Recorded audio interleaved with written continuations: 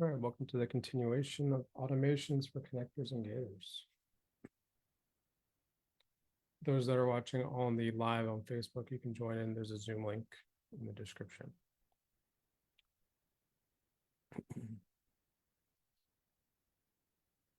All right, let's get started. Just a quick recap of what we did yesterday. Let's go over it real quick.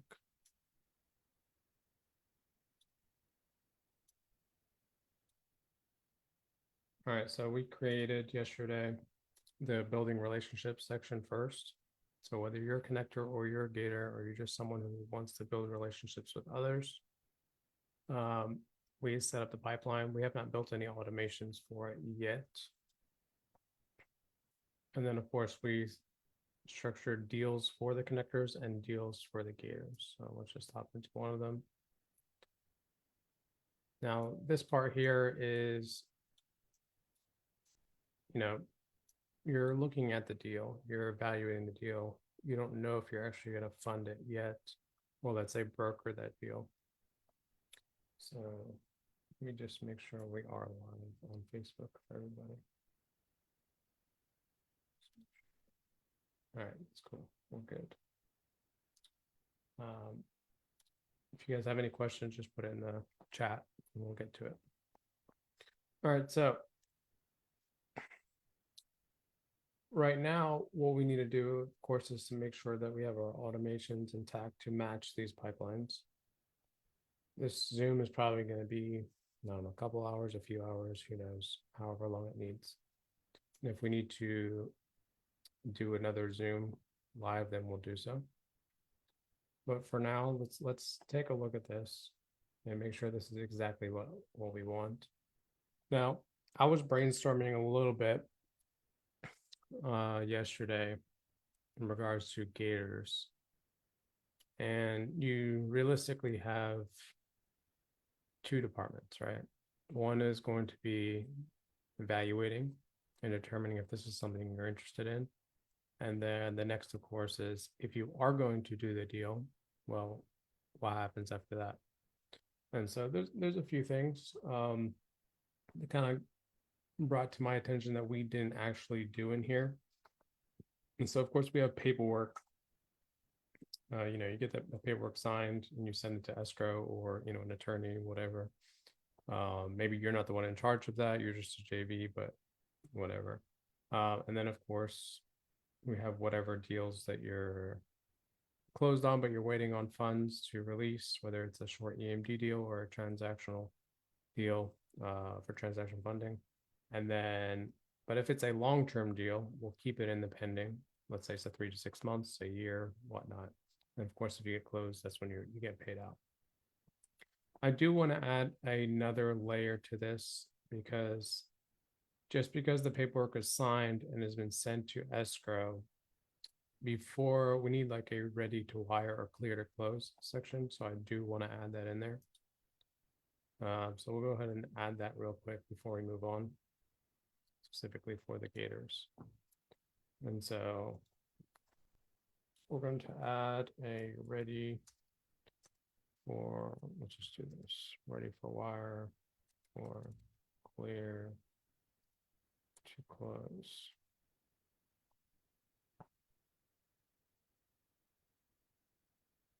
And we'll do this a little bit before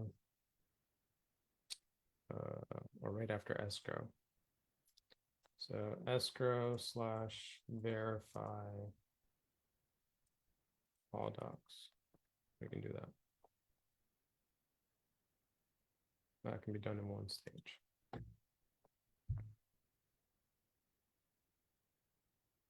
All right. Let's review the connectors real quick and make sure that one's good as well. Sign a JV, connect to dots, looks good. All right, let's work on the automations and let's duplicate this. So we have two tabs open.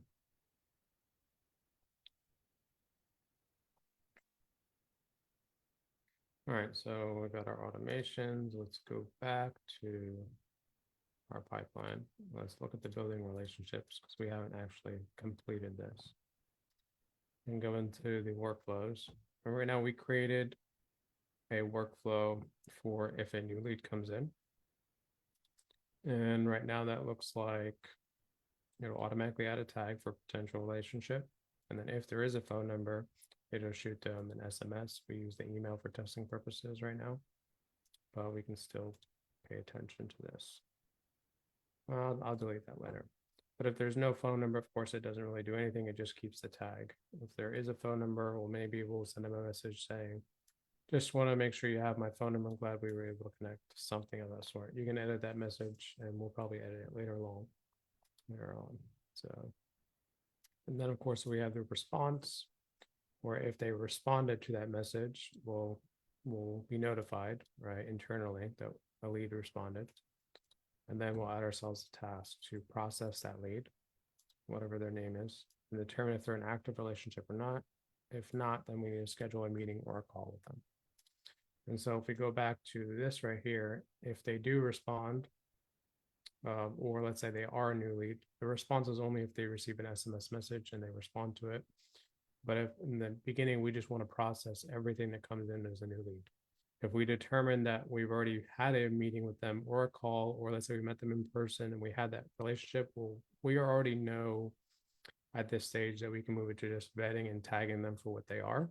That could be a buyer, a lender, a wholesaler, whatever they may be, a TC and so forth. And so we want to be able to have some sort of automation, especially when we get to the scheduled meeting or, in the meeting booked section. So they move on the pipeline automatically. So for now, we'll keep these. The new lead is half auto, half manual, depending if they have a phone number. And then the response will move automatically here if they respond to the SMS. And so that's automatic. But once it gets in this stage, it'll be manual. Like you need to move it over to a scheduled meeting or move it over to the active relationship at the end. So let's go back to this. And for now, we'll keep the response as is. But let's work on the scheduled meeting. Okay, so right now we don't have any calendars in here. So we're going to go ahead and build out a calendar. And for those that, in general, whether you're a connector or a gator or anything, you're probably going to want to create a calendar for your business to replace, let's say, your Calendly or Blink or whatever. So we'll go to the calendar settings because we don't have any calendars in here, and we're going to create a new calendar.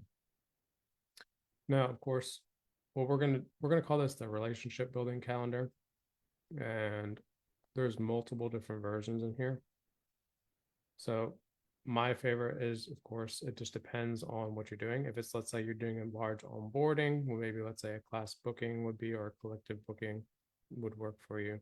But if it's just going to be a one-on-one, simple calendar, then we'll just use that.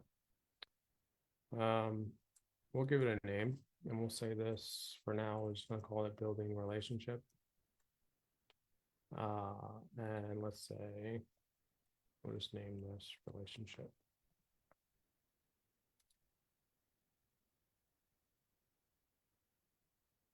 So we'll have a specific domain name for that. Let's say it's a 30-minute call. You can keep it available from 8 to 5. You can tweak that as much, basically how you want it.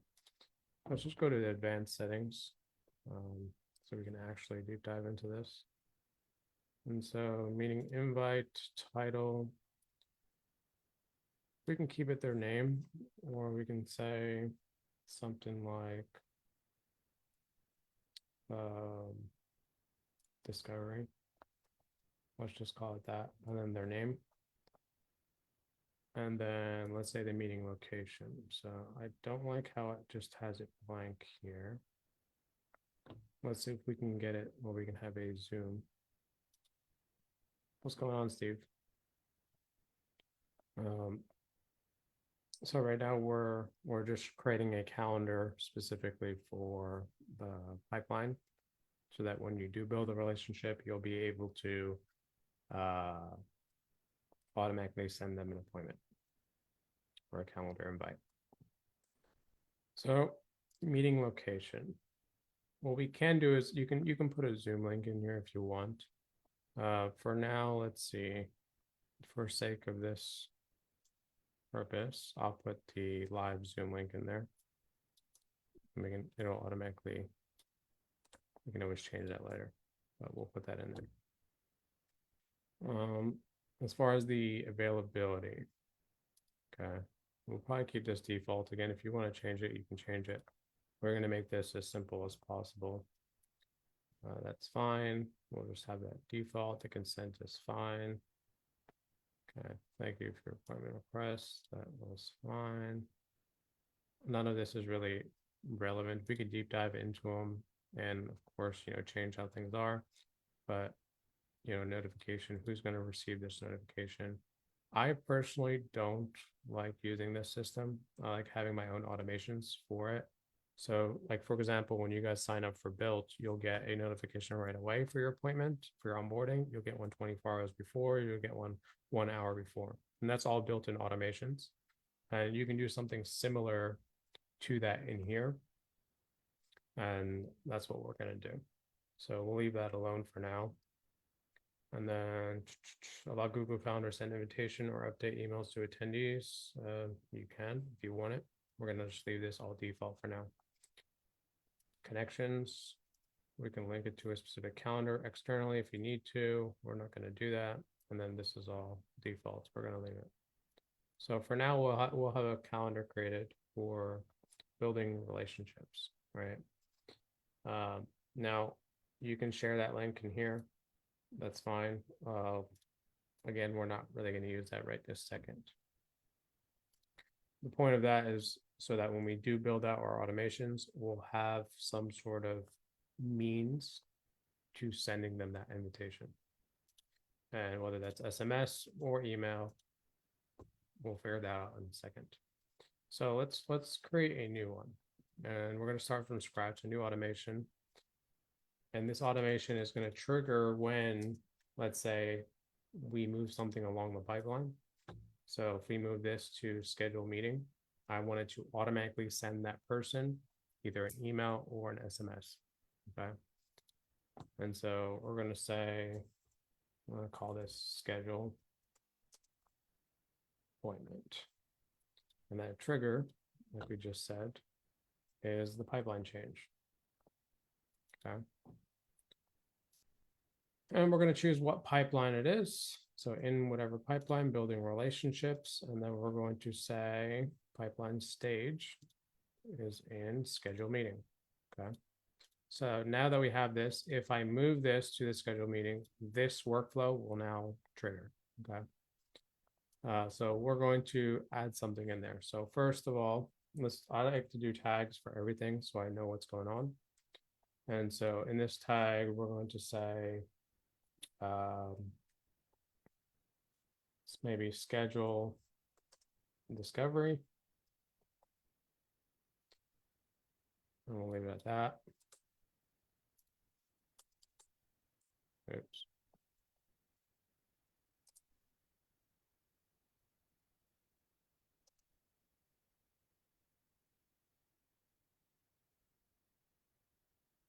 Let's add that new tag. Then we'll save action. This way, when I do move it over to schedule meeting, it automatically tags it, just like we got tagged here, potential relationship. And we'll keep those tags as we move down the pipeline, so we know we at least did something, right? And we'll be able to see it right away. And so let's save that for now. The next thing we want to do is send them an invite. Okay. So let's see in here if we can invite them using any one of these particular automations that are in here. And so I already know there's, appointment, generate one-time booking link. And so if you do that right here, let's see what it does. We choose our calendar. We hit save action. That'll generate the link, but it doesn't necessarily send them an email or an SMS. So we might not use that. But let's see what else we have in here that we could use for appointments. And we might have to do it through custom values, but we'll see how we're going to do this right now. So We got some other people. So, Gene, welcome in. Let's see. Let's go over this. For you guys that are watching, if I'm going too fast, just slow me down or ask any questions. This is meant for everybody. Okay.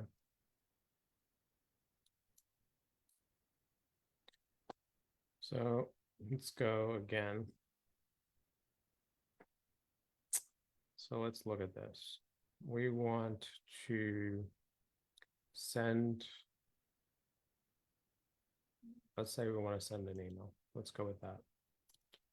From right now, we can leave this blank. We can update this in a second, but let's say you want to send them an email, but you also want them to know who it is from. So we'll just say discovery, meaning, or we'll just name it like this, schedule, can spell, discovery,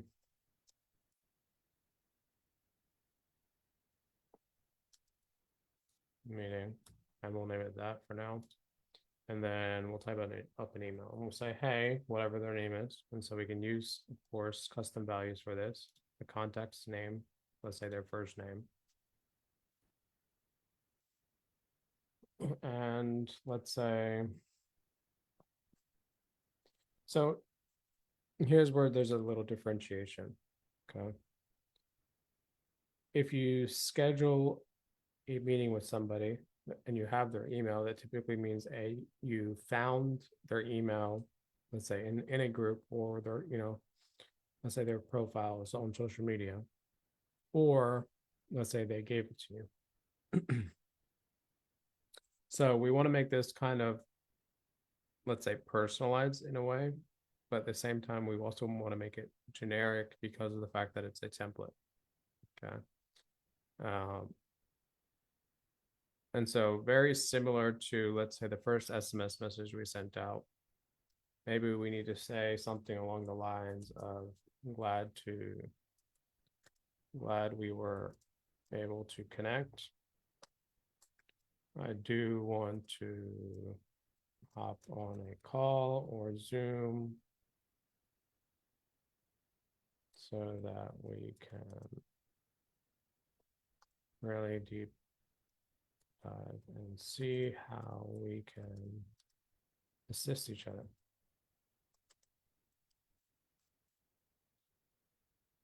And then let me know when is a good time, comma. Here is a link to my calendar.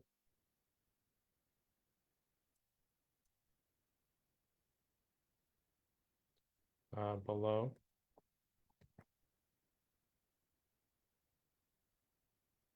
If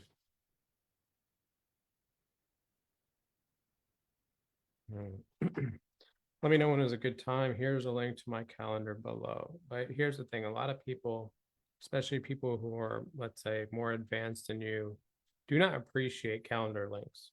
Okay. So I would probably give two options. Like if you sent me a calendar link, I'll probably ignore, just because, like, now you're making me do something. And I probably just don't have time to do that. And so here we want to maybe give them options. What's up, Daniel? What's up, guys? What's up? So, Daniel, if you were sending somebody an introduction email to hop on a call with you, would you give them your calendar link, or would you give them an option plus, let's say, your calendar link? I usually just drop my calendar link. Okay. You Yeah, because usually drop your calendar link, whereas if yeah, someone it just prevents from going back and forth. okay, cool.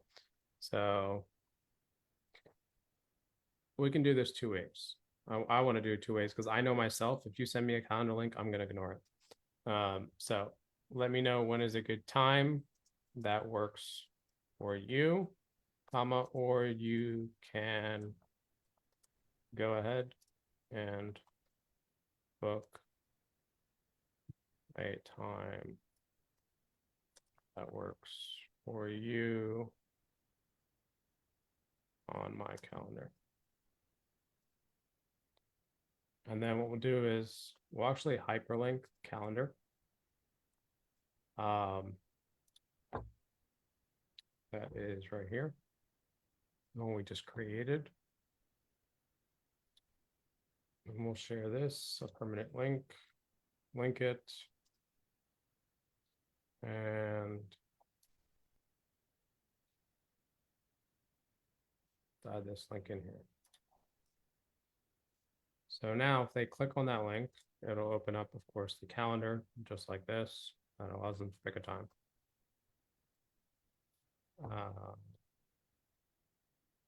So let me know when is a good time that works for you, or you can go ahead and book a time that works. No, that seems repetitive. Let me know when is a good time that works for you, or you can go ahead and book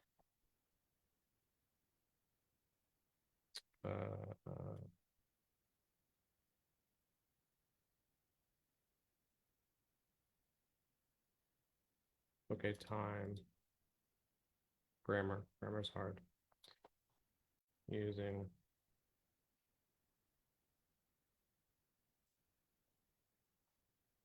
my calendar. Let's do that. And then we'll just say regards, and then whoever's the user, we'll go back. And so we'll just put our full name there. Technically, all of this could be sent as a text message as well. Okay. This is set up for, let's say, an email. And so we'll save that right now. But let's say if you wanted the SMS feature, we could basically just do the same thing and just paste it. Calendar as well. We're probably going to have to hyperlink that. And of course, they want to do trigger links in here.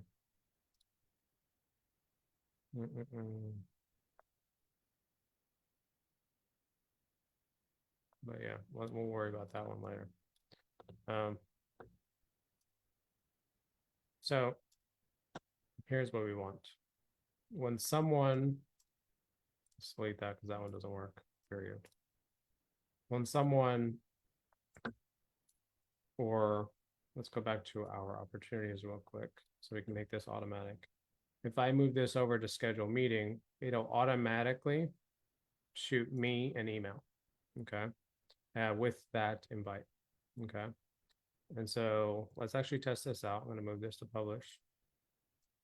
And for now, I'm going to turn this to allow reentry for now, just so we have that ability. And we'll stop on response too. Let's do that as well. So if I move this over here, let's actually refresh before we do that. Make sure everything's running smoothly.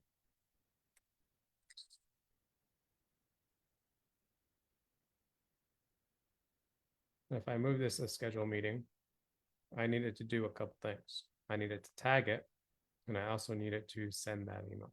And so if I hover across, so I did receive the email, but let's say right here, the tagging, it didn't update. Let's see if it updates if I refresh.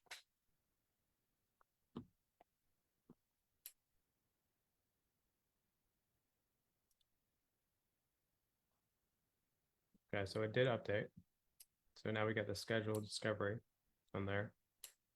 But what does it look like on the conversation side of it? So if I click on the name, well, what happened? And so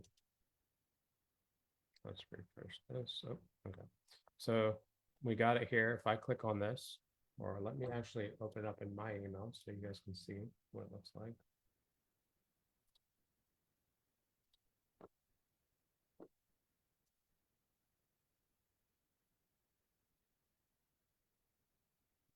Send to the info. Okay. So this is the email. My name's in there. Of course, it says test connector at the bottom because that's the username for this, and they can click on that calendar and book their time. Okay, so that works. So that's one part of the automation that we want. The next part we want is, well, if they do book a time, we want it to move along the pipeline automatically. If the meeting is booked, we want it to move over here. Okay, so at least we know when somebody books a time, besides just our internal notifications. Okay, so let's do this. Well, let's go back and then do it over here. So we're going to create a new one in the new workflow. We're going to call this one meeting booked. Okay. And the trigger for this is the appointment, right? Status or customer booked appointment. Which calendar did they book it in? Let's say they booked it in the building relationship calendar. And let's say, well, we're not going to worry about the tag, but we're going to have to test this out. So we'll save this trigger. Well, what happens when they book that? Well, number one, we need to add a tag. Okay, and this tag we're going to say booked, let's say discovery call. We'll copy that, we'll add the new tag.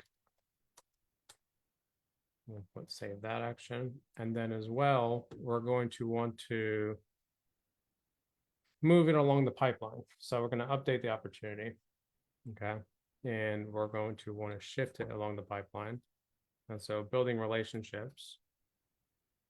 And we're going to say meeting booked. And we're just going to leave everything as is and save that action. Okay. So let's test this out.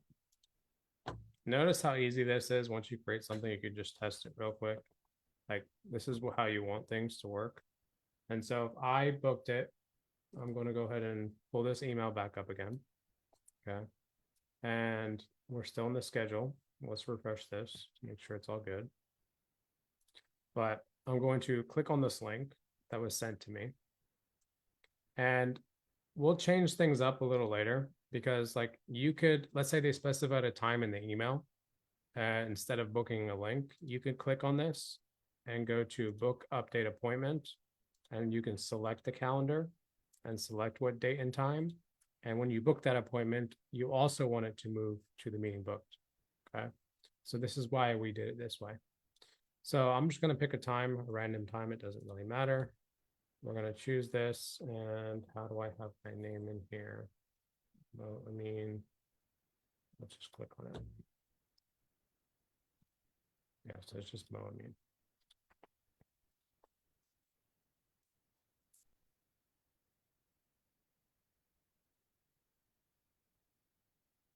We'll just do the info one to make a match. And that's irrelevant right now, but we'll just schedule the meeting. Okay. So internally, this is, of course, what the client would get. And they can book it to any one of their calendars. And that's cool. And they get the specific time, they get the Zoom link, which is what's needed.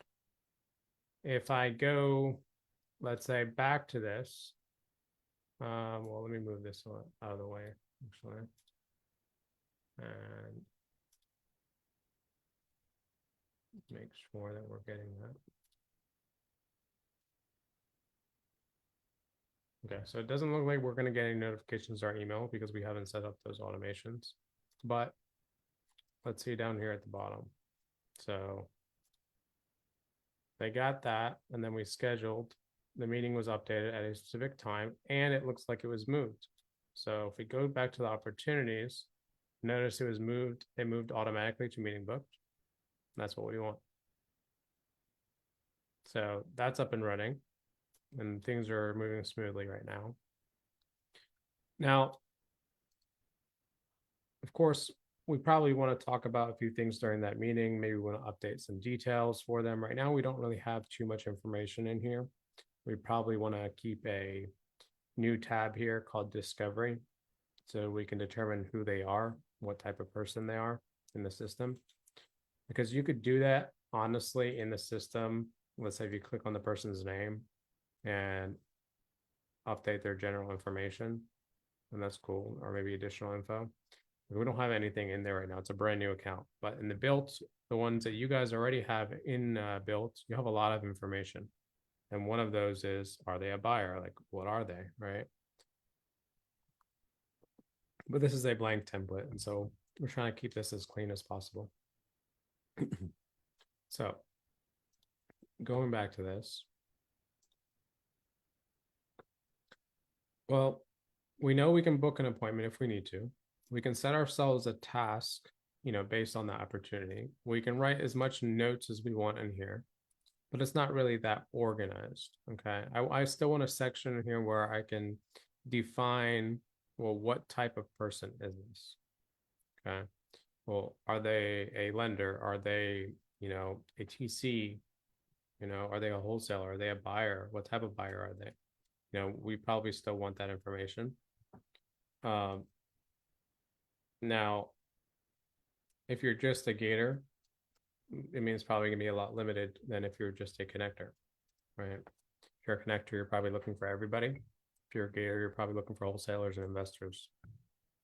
Unless you're looking for, let's say, other means of private money to broker other deals. So, we'll figure that out.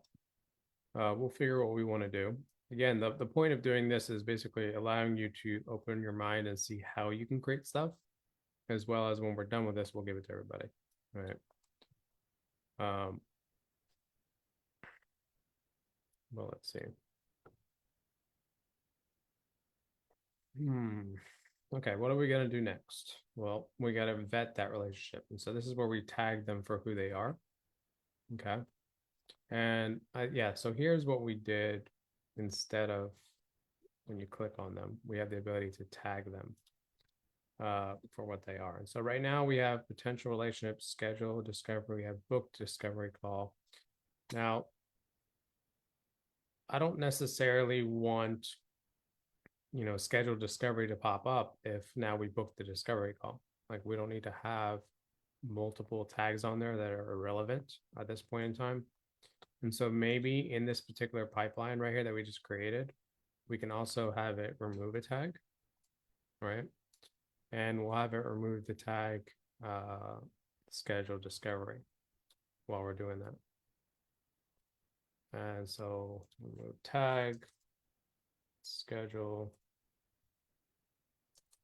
discovery. And the reason why we want to do this again is because we're now assigning a new tag that they booked a time with you. So you don't need to have that previous tag in there. So we'll do that and we'll save it. Of course, the current one that's in here is not going to work that way, but it is what it is. It'll work for the next ones. All right. So when we get to the vet relationship, this is where it's going to be manual. Okay. You had your schedule meeting was automatic and your meeting booked was automatic. Okay.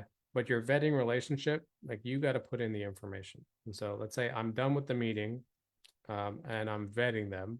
I would move it manually at this point. And I would say, oh, well, Mo is, let's say, a PML, right? And I can create that new tag. Okay. I can say, oh, well, he's a flipper, right? Or there's multiple terms for flippers. So we'll just put fix and flip because that's like the easiest one that everybody knows. We'll do that and say, okay, well, he does fix and flips. Okay. And whatever, so forth. Right. And so now we have that in here, we update it. If we do search for, let's say, contacts later on, and let's say you want to mass blast, let's say a certain person, you can literally go to your filters in here and search all the people that are specifically a PML, right? And then I would be the only one that pops up because I'm the only contact in here right now. And so what this allows you to do is when you're in your opportunities to set those tags that you need to set based on your conversation with them during that meeting. Okay. And maybe you'll do that during the meeting and skip this step, or maybe you'll throw it in there and then go back to it and put your information in later, however you take your notes. You can also, of course, if you need to, put actual notes in here and while you're on that meeting, and this way you'll be able to keep yourself organized. And then later on, now that you have your notes, you would go and tag whatever they are. Okay. By scrolling down and tagging them. So now that we know that, Mo is a person that we have an active relationship with, what I want is when we stick it in the active relationships, we wanted to auto follow up with them every 30 days, just saying something nice, right? Maybe personal, maybe whatever, based on those tags that they have. And this is where it's going to become a little bit more advanced, okay? Because I want it where if they are, let's say they're a PML, well, then I don't want to send the same message as if they're a wholesaler, right? And like, we want to send something completely different at this point. And maybe it's something along the lines of if they're a PML, well, I understand, or let's say 30 days later, it's like, hey, glad we were able to connect last month. Just wanted to let you know that I did not forget about you being a PML. We're still looking for deals, but the moment the next deal comes along, we'll shoot it your way and see if you're interested.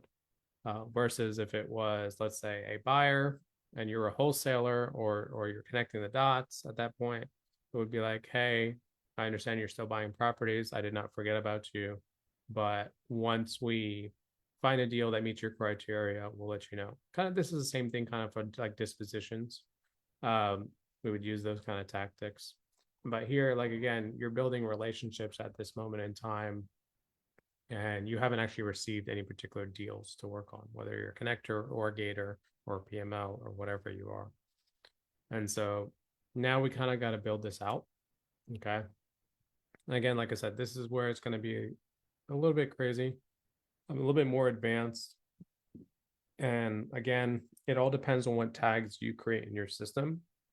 So if, let's say, you create multiple different tags, then maybe you want to update the workflow that we're creating right now. But I'm going to create it based off the normal basic tags that I could think of. And so we'll probably go in and let's say, let's write this down real quick. So we have PMLs, right? We have gators. Okay. We have, let's say, TCs. We have buyers. Buyers is very broad, so maybe we need to break those down.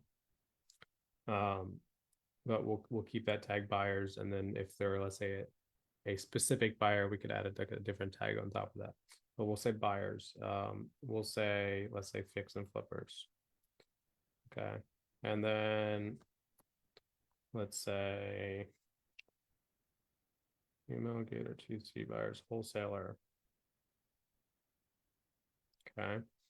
And then we'll say contractor, because a lot of the connectors connect contractors. Okay. Let's say maybe it could be something in regards to legal, right? Or financial, right? And so we can have something like that. The reason why I'm making it kind of broad here is because, again, if you want to deep dive into who they are, very specific, like, well, just because they're a fix and flipper doesn't mean that they flip, the same houses. If they're a buyer, it doesn't mean they only buy single family. They could be multifamily or commercial or whatever. But right now we're being very general because the message we want to send these people needs to be general at this point, but still personalized based on that tag. And so we're going to be creating a really big if function here and sending personalized message based on those tags. Okay. Now we also need to take in consideration that if this person has multiple tags, well, how does that affect things? So if they come to you and they are a buyer and a a buyer, a fix and flipper, or let's say a private money lender at the same time, well, now what are you going to prioritize at that moment? So we also probably need to specify that.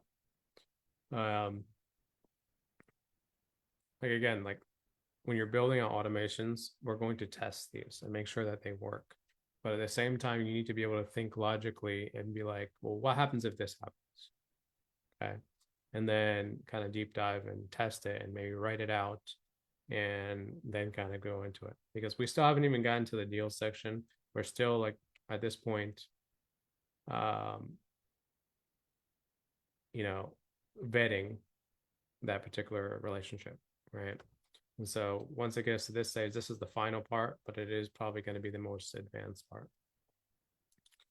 So let's go into automations, or let's use this other tab, close these out. And so we'll create a new workflow. And inside this workflow, and actually before that, I do want to create another one and that assigns you a task. Okay. This is going to be a very simple one. This is just for the vet relationship one. So if it does go in there. And so if it does go into the pipeline for building relationships at the specific pipeline stage, vet relationships, we're going to save that and I'm going to give it an internal message, or no, we want to do a task. Let's do that. Remember, this task is for ourselves, or let's say whoever's in during that conversation. And so at this point, it's going to say vet and set tags for relationship. Okay, so you don't forget. And then we'll put this in here. We'll put the contact's name. And then we'll also say, are they a PML, Gator, TC, buyer, fix and flipper. This is again just helping us out. So to make things easier. Wholesaler, contractor, legal or financial, advisor, whatever, something of that sort. Okay, let's just do that. And then we'll assign it to whoever's in charge of that person and say they need to finish it immediately. We'll publish that. Well, actually, let's name it. I think it's 5. Let's see. So vet relationship contact. We'll save that. All right, and now we'll create number 6, which is the final one in here for the relationships. And we'll say, what do we call it? Active relationship.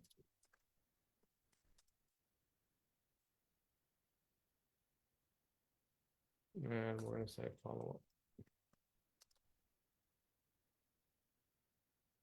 Let's save that. So again, the trigger is going to be the pipeline change. And so if it's in that pipeline, building relationships, and it's in that particular stage of the pipeline, active relationship, we're going to save that. And now here, we're going to do an if function. And well, before that, I want to tag them, and then we'll give, we'll say active relationship.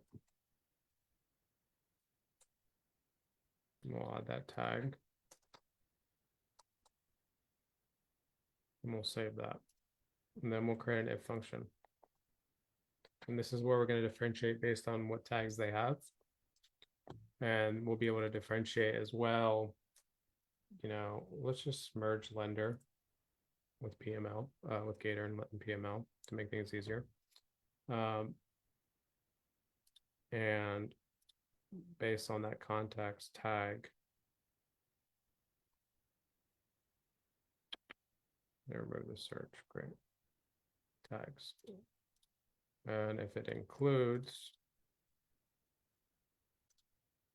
let's say PML, and let's say includes Gator.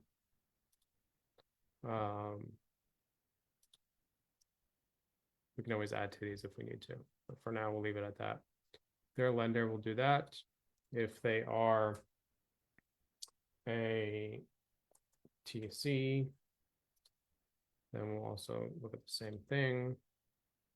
Again, like if just because we don't have tags created doesn't mean you can't just manually create them right here at this point in time. So I'm just creating new tags.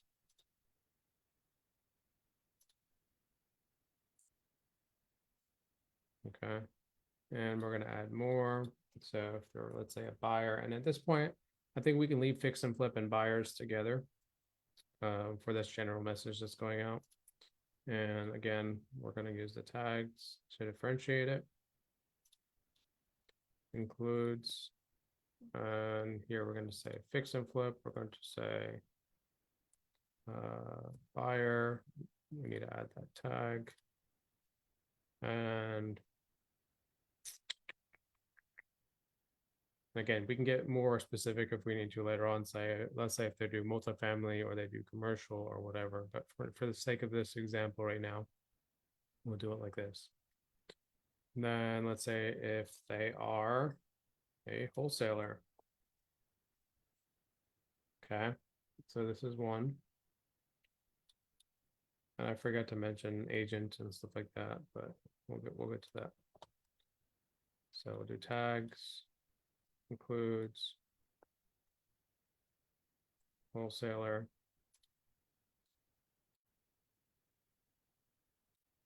And then we'll add a new branch. And we're going to name this, let's say agent. And I'll put agent slash broker just because. You can use this for buying businesses. I don't care. Tags includes, we'll say agent. We'll also say broker. We'll add those. And so we'll add the agent, we'll add the broker that we just created. And then we're going to add another branch. I'm going to use this for contractors. And we're going to set those tags.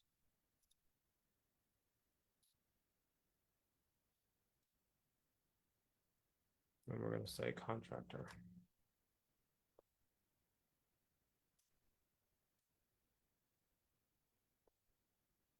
Again, this might seem like a lot. Maybe I don't need to need to go this far in depth, but I want to be as personalized as possible when I'm talking to somebody. Okay.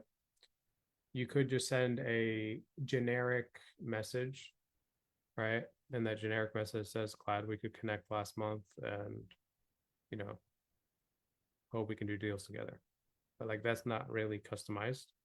And I don't think that's enough when you're building relationships with people.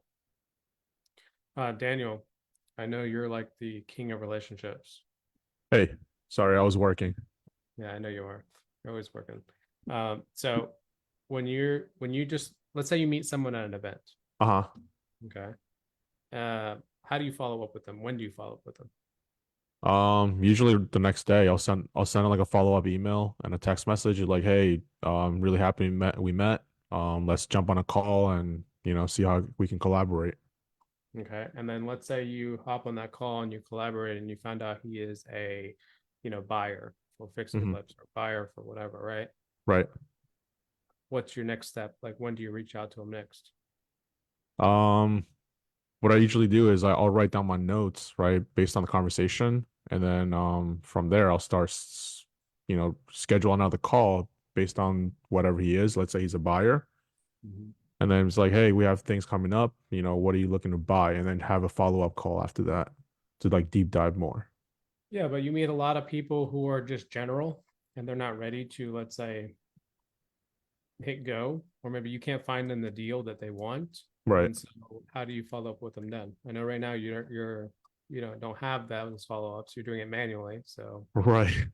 So I would like to kind of send them a form, like a buyer's form, be like, hey, what are you looking for? Send, let me know. And then if anything matches to what I'm getting, then I'm happy to send it your way. Okay. That's a little bit more advanced too. Yeah. Well, I think at that point it becomes more for if you're specialized, but if you're just a connector and that's all you do is connect the dots, you're not Right. sending them a form. All right, Okay. right. But I'm very like relationship driven, so I just try to make deep connections. I don't just like, collect a bunch of buyer list. Well, yeah. This is why we're tailoring this towards connectors right now. Right. Oh, just building relationships purely. And then whatever your business model is after that, you can be more advanced and send forms and do whatever, Right. right? For sake of this, we want to follow up with someone just to keep that relationship, whether we have a deal for them or not, right? We want to keep that relationship. And so would you follow up with them every 15 days, 30 days, 60 days? Like how often would you follow up with someone you're I would say on like bi-weekly, like biweekly? every 2 weeks, I would say. I'll be like, hey, how you doing? Like, what are you up to? Are you still looking to buy deals or, are you still looking to fund deals or kind of like that? Okay. Okay. So right now, initially we set this to 30. We can always change it. So right now it says follow up every 30 days. Right. But do you like the idea of having this broken down based on what they are, their tag? So it gets a Let me see it. personalized message. Hold on. Let me see. Lender, where's a TC, buyer, wholesaler, agent, broker, contractor. Yeah, it's great. Okay. And then at that point, you can tailor that specific message based on that tag to say, well, I understand you're a contractor, right? So we're not going to send you something we send to an agent, right? Hmm. So it's going to be like, hey, I know you're a contractor. I'm still looking for, that person that you can do a deal with. I'll keep you posted, something of that sort. Hmm. Um, Instead of just sending a generic message saying, hey, glad we met last, month or whatever. Right. I'm still looking to assist you in some way, you know? Make it sound like you actually care, right? Exactly. Exactly. So that's the whole point of this. Going a little bit deep, um, but I think it'll be worth it for those that want to just do connecting, uh, or just build relationships in general. And then, of course, we have legal and financial advisors in a sense. Like, again, I don't know if I want to deep dive into that right now. That's more for like businesses or high level stuff. So we'll leave that out for now. We'll keep it at contractors and stop there. If anybody wants to add to it, they're more than welcome to. So we'll save that. And we'll save that. So now we have this big if function. Okay. And we got a message. I have to go to no problem, Steve. Okay. Have a good day. This stuff's interesting. I gotta definitely play around with it when I get a Yeah, chance. no problem. And then Brendan, sorry, I didn't see your message on Facebook, but I like to space my nurturing texts out to no less than 60 days. Every time I build a sequence with smaller than 60-day intervals, I seem to get a lot of stops. Okay. Um, Now, Brendan, you're right if you're sending cold, right? We're not sending cold here. You already built a relationship with this person. You already scheduled a meeting with this person. You hopped on Zoom, you had a phone call, you met them at an event, you did whatever. And so this is not cold. So there's no reason for them to hit stop. If they want to hit stop at that point after having a meaningful conversation, well, I'm sorry, you shouldn't work with that person anyways. You know, we're not building this where it's spammy. Okay. The whole point of this is to tell them that we care and that we're looking for a deal for them, or looking to connect them to whoever they wanted at that point in time. And we're still there for them. And we want to seem personalized. If you send a generic response, then most likely, you're going to, get flagged or get sent a text message that says stop, and they'll be put in DNC. Um, this is why we're going the extra mile to create this if function. Okay. Because I already know that's going to happen. So let's do this. Move this over here. Ugh. So this is now where we can personalize and do what we need. I'm a big fan of SMS more than I am email for these type of things. So I'm not going to do it in email format. If you prefer to do an email format, you can literally just copy and paste this message into an email and change it up. So for now, we're going to do it one way through SMS. And at the same time, we're going to want this to have multiple wait times, because right now I'm going to set this up. Let's say right here, we're going to add a wait for the very first message. After, let's say you're meeting with them, after you built that relationship, we're going to wait. And the way we're going to wait in here is we're going to keep it Monday through Friday. We're going to keep it between a 9 to 5 time frame. And then we're also going to wait, let's say you said bi-weekly, so let's do 14 days. And so we're going to wait the first time 14 days. Okay. And we're going to save that. So none of these messages down here are going to send out until 14 days goes by. Okay. Now, here's the difference. We're going to want, because if someone replies to anything in here, it'll automatically stop. Okay. Based on these settings. And so we want it to stop on response. And we're going to allow re-entry into here. And you'll see why in a second. But what we want it to do is, let's say they're in the active relationships. They're going to get followed up the first time after 14 days.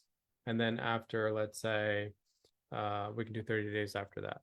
Okay, so it's not so short time frame.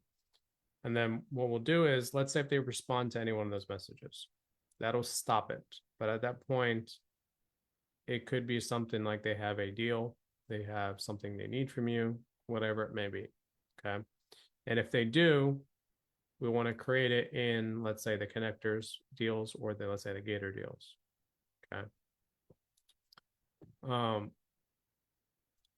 So again, we just got to think about this. How do we want to do this? And so let's start with creating SMS messages, and then we'll continuously go down and see how it works. But and maybe here, let's just see. If they're a lender, we're going to say, hey, and then let's say their first name.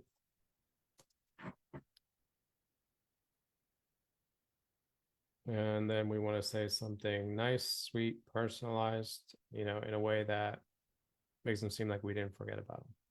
Okay. Glad we were able to connect 2 weeks ago, comma.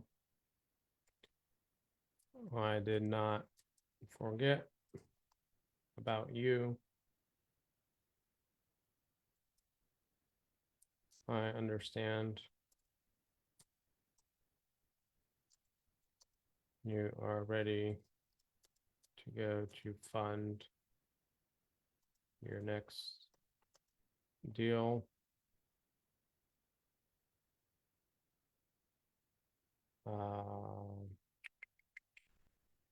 Exclamation.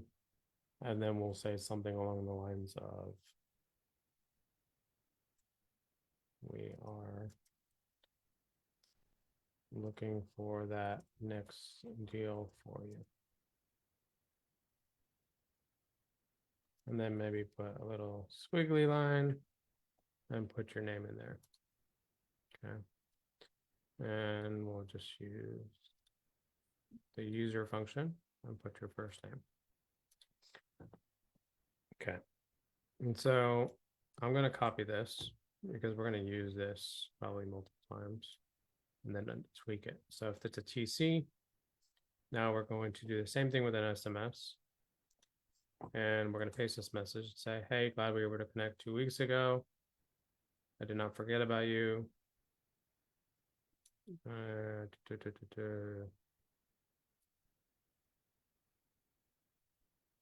ready to go. Okay, so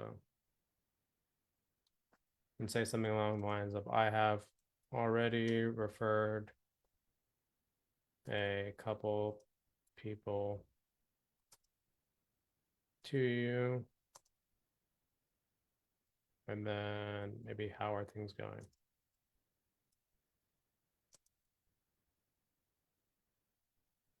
Heard a couple of people that needed TC work to you. How are things going? And so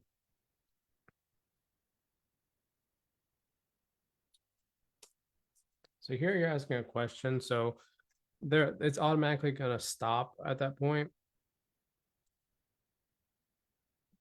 And so here's the difference. So notice how we have a wholesaler, we have a buyer, and we have TC in there. And so you're going to be referring your buyers and your wholesalers to, let's say, a TC, to a lender, to an agent, to a contractor. You're going to be referring the TCs to all of them. And as a connector, that's what your job is to do. And so here we want to always be in touch with them and try to keep that relationship. And so even if we have a question, it's going to stop the workflow, that's fine. We can always put them back in that workflow. So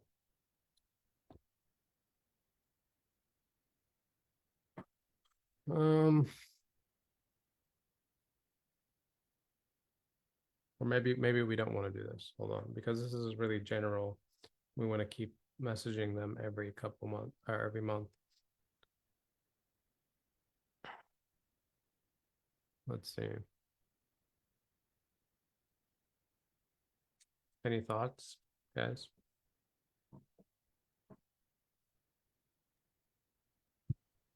Looks good to me. Yeah, but if we don't want it to stop the workflow though. Because if they Oh, reply to that message, the workflow will stop. oh, so you still have to follow up after, right? After the reply. Yeah, I want to try this, try to make these as personalized but generic as possible, so that even if they do reply, we can throw them back in there and it's not the same message Mm-hmm. that first time.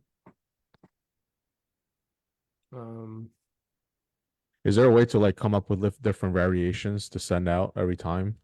I mean, you can do syntax, but Oh. just trying to think about it, because like how we do it, let's say following up with agents. For agents, we just kind of send the same thing, like in different methods. Like, hey, do you have any deals for us? Like for Mm-hmm. pocket listings.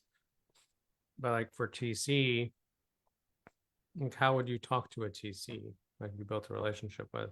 Because if you're going to refer, people to that TC in exchange, like, I mean, I know you don't care about getting paid as a connector, but like other people do. Mm-hmm. And so it's like, how can we do this in a way that still seems like general, but also it's not breaking the workflow? And so I actually don't want to do this right here. Not forgot about you.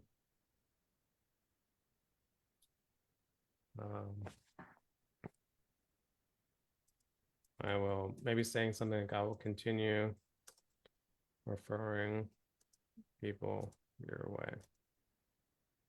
Something along those lines. Or just be like, hey, I met a lot of people recently, and if they're looking for TC, I'm happy to send them over your way. Okay. Well, that works actually. Yeah.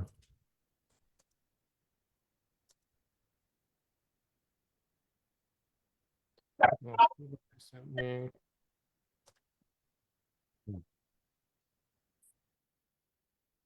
And let's say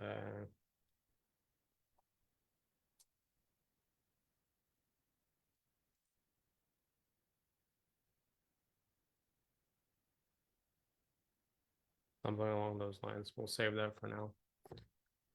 We can always go back to it and edit. If it's a buyer though, buyers are kind of simple because of dispositions. And so, hey, I understand you are looking for your next deal. I did not care about you. Period. I will reach out once find something that meets your buy box.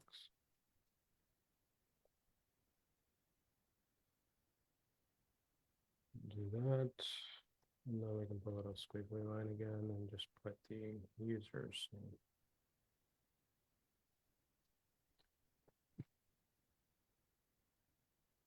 Is that the SMS like that they first get initially? No, so here's the Oh, the thing. follow-up. Yeah, so we Got already it. got a new lead from whichever source, whether social media events, whatever, right? You Mhm. scheduled a meeting with them, you booked it, you had that conversation, you vetted them and you tagged them for what they are. Mhm. Whether they're a buyer or a private money lender, whatever they are. And then you throw them in the active relationships and it auto follows up with them, Got it. right? Just to say something nice, Mhm. while still keeping in touch. So it makes them feel like we didn't leave them left, forget about them, period. So is that initial message, is it gonna say that unsubscribe section? No. So the unsubscribe is only if you've never sent them a message before. Okay. Okay. The moment they reply and it's positive and it's not like, something that's going to go to DNC. Right. Now your next message does not have that. Got it.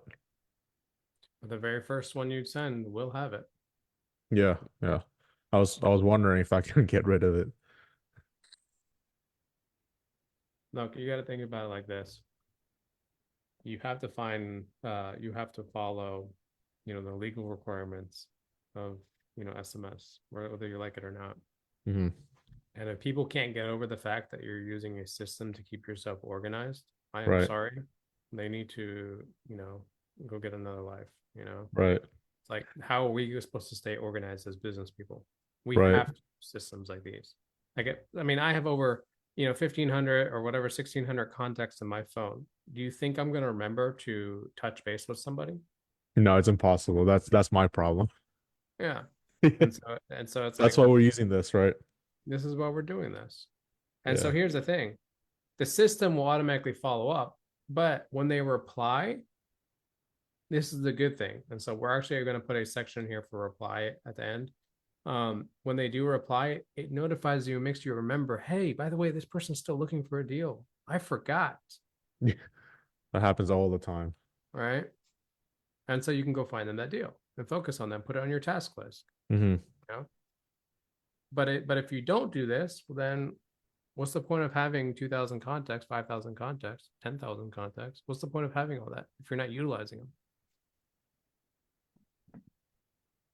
So, but again, we don't want to be spammy, right? Right. We don't want to be like that. We want it to be more personalized.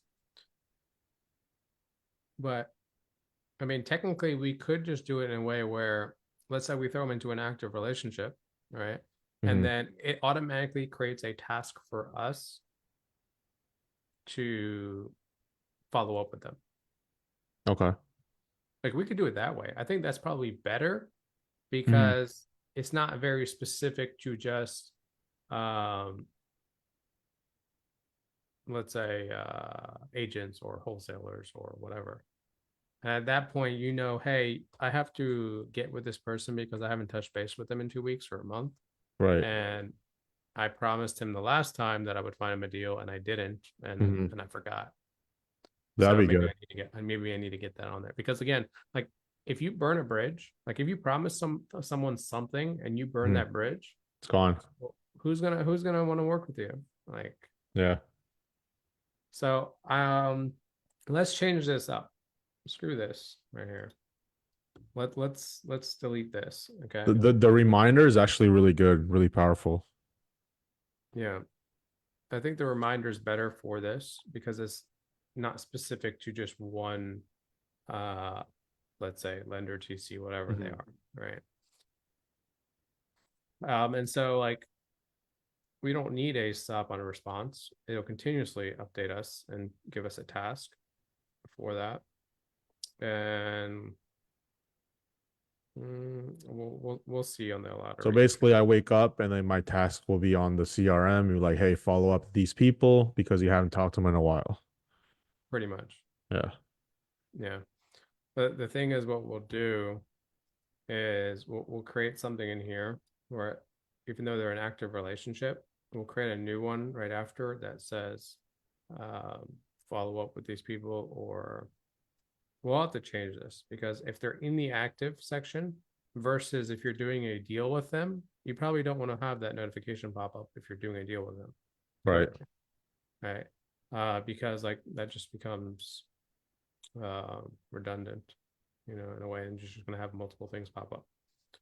And so we want to keep this as clean as possible. So let's see.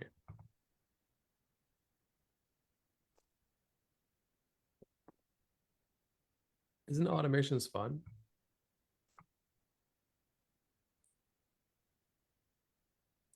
So huh?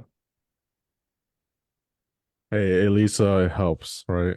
It keeps you organized. You just want the outcome that it's ready to Right. go. Yeah. Whereas I enjoy this stuff, right? Like I enjoy building this out. It's all logic, right? It's all basically math. Right. At the end of the day, if this happens, do this. All right, so let's chain this up. Sorry for everybody who was watching this for the last 30 minutes. This part of Sorry, that. I just killed it. We're changing how we're going to do things. Okay. So let's do this. Let's just delete this. Okay, we're going to delete this action.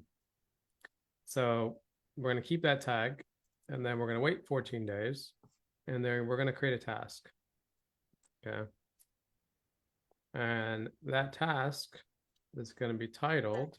I think it's really important to get that and to support that.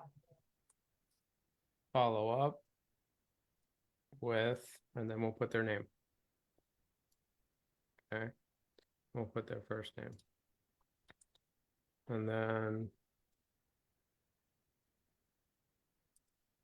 I'm going to say something like, don't burn bridges if you promise them something.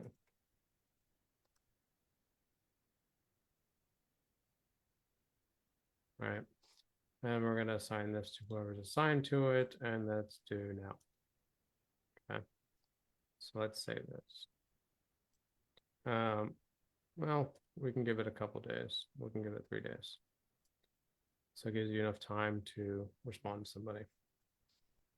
And we'll save that.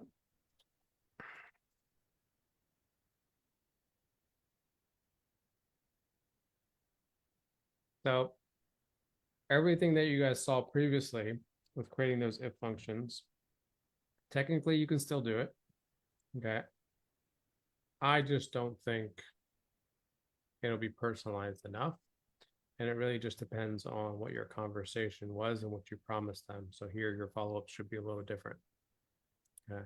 And I don't think that generic should work. Versus if you just built a relationship with an agent and their job based on that relationship was to send you deals, pocket listings, well, then maybe you do want to follow up with them every, 14 days saying, hey, where's my deal that you promised me, right? But in this circumstance, you're not, because you're building a relationship. And so you want some sort of way to notify you that you need to follow up with them, whichever way possible, to keep in touch with that person.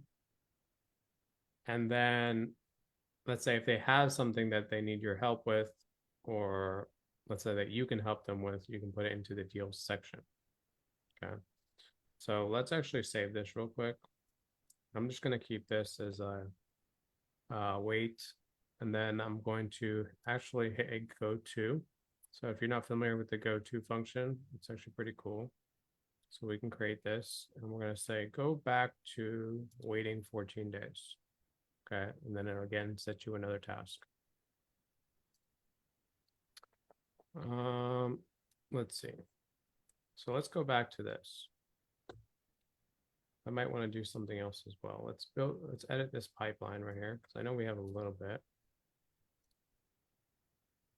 And let's go into building relationships. And we're going to add a new stage at the bottom that says, and I'm going to change this, auto follow-up. So active relationships, we're going to say auto task every 14 days. Okay. And then this one right here, I'm going to say follow up. Okay. This is where you follow up, and this is where you potentially get a deal at this moment. And then we'll say deal. Okay, and I'm just going to call it deals for a second. Or, yeah, we'll call it deals. So we'll save this. And so this is where we're going to wait 14 days. It's going to add a task. We want it, if it adds a task, to, let's refresh this, automatically move it to the follow-up. So trigger pipeline stage. So that's one. And then we're also going to wait, add a task. And let's say we're going to put them in. We'll do update opportunity. We're going to select what pipeline. We're going to say, oh shoot, let's save this. Let's refresh this. If you update something externally, let's say on a new tab, you got to refresh the page all over. So, okay, let's do this again. We're going to wait 14 days. We're going to add the task, and we're going to create or update that opportunity in the pipeline building relationships, and we're going to select follow up, and we're going to save.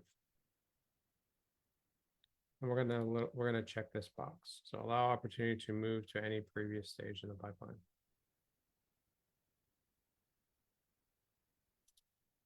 Okay, we're gonna save that. And so now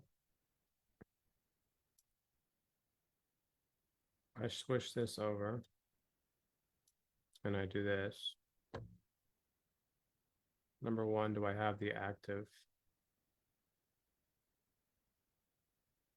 I have potential in there, potential relationship. Let's refresh this.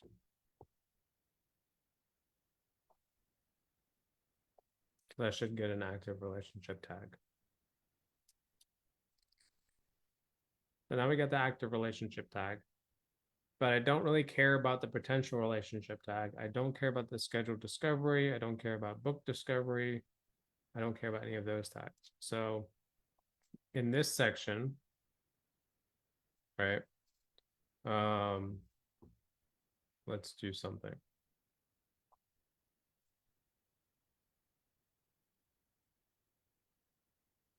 We're going to remove a tag. And we're going to choose book discovery call. And we're going to choose potential relationship and schedule relationship because we already have a relationship with them. They're active. We don't need that. So we'll save that. And so if I move this over here and I move it back and I refresh,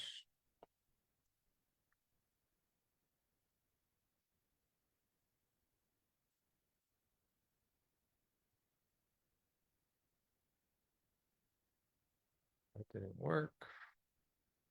Refresh this.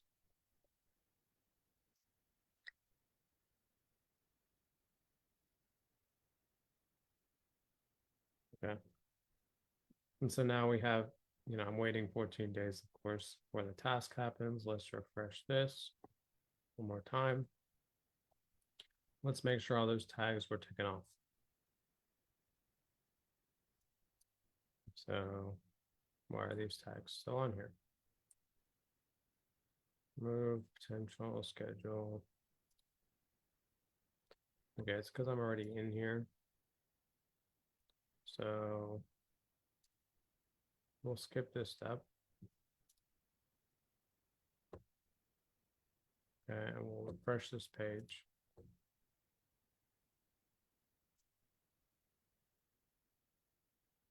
What I should have done is should have moved me to you know, pretty much the end and move me to the follow-up, which it did. So just because we're in the follow-up does not mean that we're not going to have an active relationship at this point. What I probably don't want is this go to anymore because we're doing it manually. So let's delete that action. And we'll save that.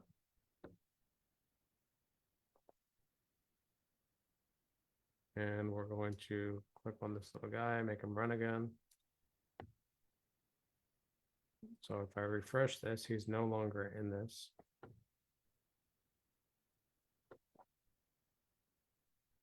Okay. But I'm in the follow-up stage right here. And so what we do want is, let's say if I move it back, I followed up with them, but they're still inactive. They haven't gave me a deal. I'll throw them back in the active relationships. And so what that does now is if I refresh this, I'll be back in here.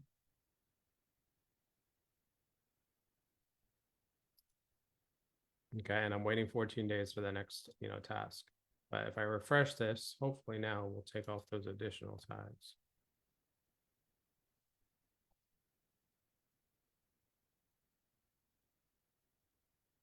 Okay, so I removed the additional tags. So I think that saved was PML, fix and flip, and active relationship. That's what we wanted. And so let's say, so what happens is, okay, it'll wait 14 days, it'll add a task. All right, but let's say if we throw something in deals. Okay, let's say someone reaches out to you, even though they're an active relationship. You don't necessarily want the task assigned to you anymore. Which, by the way, if you go to your dashboard, you're going to see all those tasks now. Since we'll probably have a lot. We have 3 tasks, and so we're done vetting them. We don't have to follow up with Mo anymore. We already did. Okay. And so let's go back to the opportunities. So if we have a deal with them, we need to determine if that deal is, let's say, a Gator deal, or is it just a general connection, right?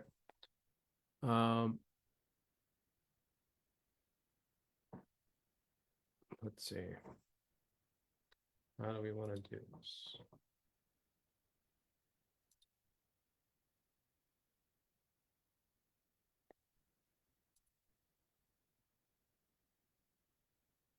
How do we want to do this?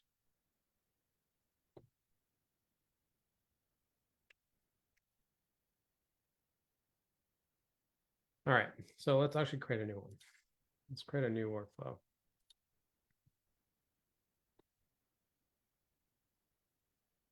And we're going to create this as number 7.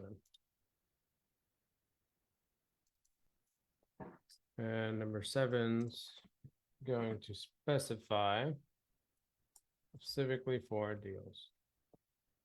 Okay. This is kind of like the fun part, where if we throw something in deals, we want it to disappear. We don't want it to stay in here. Okay. What we want it to do is to automatically go into one of these, whether it's a connector deal or a Gator deal or a private money deal. And so we'll do the pipeline change. And we'll call it a deal. This one second. It's in the pipeline for building relationships. and it's in the pipeline stage for deals. Okay. And this is where we're actually going to, I want to keep track when people send deals, right? Because now I know they're someone who's serious. They're not just an active relationship. And so it's someone you genuinely can trust now because, there's a deal involved, right? They actually took action. Because a lot of people talk, a lot of people just, they build relationships and they talk, but they don't do anything, right? Oh, I'm a private money lender. I'll fund every single deal. And next thing you know, you bring them opportunities. They don't do the deal with you, right? Well, you thought that was funny? Well, those are the ones I don't work with. So, of Well, yeah, but you still want to keep track of the ones that do work with you, right? course. Yeah. Don't, if you're gonna fund a deal and you say you're gonna fund it, don't back out last minute because I will never, ever, ever work with you ever again. What do you mean? No, I say like, private money lenders backing out when they say they're gonna commit. Mm. Or just like business etiquette overall, right? It's like, hey, if you can't fund it and you're like saying you can, don't do that. But, that's the thing though. We're all big shots, right? We want to tell people that we're the greatest in the world, right? To not hurt, your pride in front of other people. Right. But the reality is it's our job to filter those people out. Exactly. Yeah. So, and this goes for everybody, whether you're a GC, you're someone who flips, you're someone that, buys a portfolio or whatever. If you say you buy properties at a certain buy box and I give you a deal, like you better buy that deal. It meets your buy box. Yeah. What's your excuse? It's like, Right. holy shit. Or else you're no longer a VIP of mine that I want to deal with. So, all right. So what we're going to do here is we're going to tag because we love tagging, right? And we're going to tag this as a deal maker just because I want to. We're going to call this tag a deal maker because if they make deals, that means you can at least trust them, All right, so deal maker. And we'll save that. But also at the same time, I am going to remove them from this pipeline. But I should probably create, let's create one first. So we're going to create an opportunity. Well, I should probably decide something.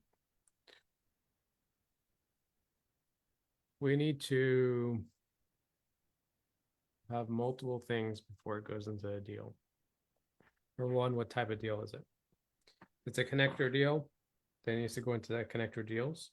If it's a gator deal or a private money deal, it needs to go into the private money pipeline.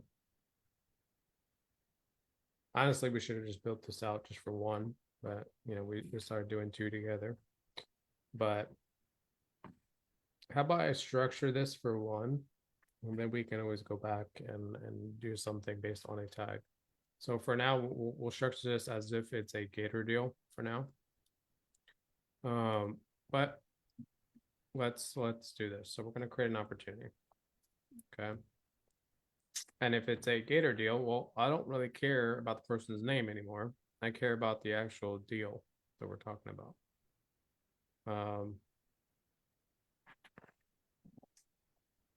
Or do I not?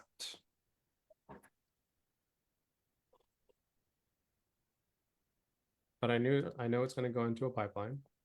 So it's going to go into the deals for gators, and it's going to go in as a new deal. The name for this, typically we would do it the property address, but I guess it could be the person's name. You know what? Let's just keep it the context name for simple purposes. Okay.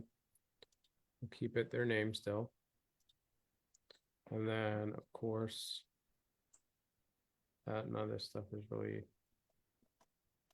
not that important. All right, we'll allow duplicate opportunities for this, and we will hit save. So what this does is, even though we have this pipeline, if we move it to deals, it'll add a new one inside here, okay, in this section. But at the same time, I don't want to see it in the other pipeline anymore. Like, I really don't want to see it in here. I think we want it to disappear to make things less cluttered. And what we'll do here is we're going to remove. We're going to remove that opportunity from the building pipeline after that. And we're actually going to try this out. Let's hope this works. So if I take this person and let's say I followed up with them, or they contacted me before I followed up with them, that's awesome. And I realized they have a deal. I'll put it in the deal section. Well, it should disappear. Okay. So let's refresh. Let's refresh it and see if it disappeared. If it disappeared, that means we did a good job.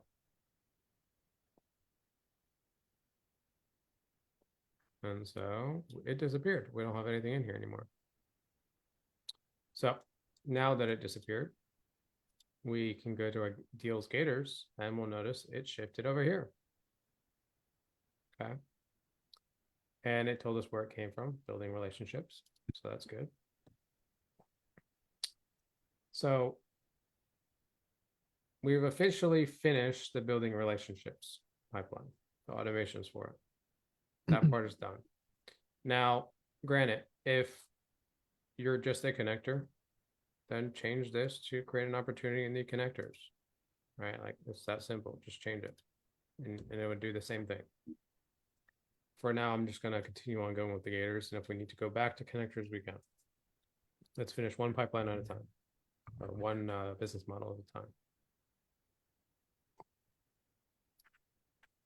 Okay. So we got a new deal in. We need to evaluate that deal. But how do we evaluate a gator deal? Well, if they send you documentation, you would, a purchase and sale agreement, an assignment contract, whatever, right? All the additional files based on different states. That's going to be more during the evaluation stage before anything else, before you decide to pass, because because they told you have a deal, that's great.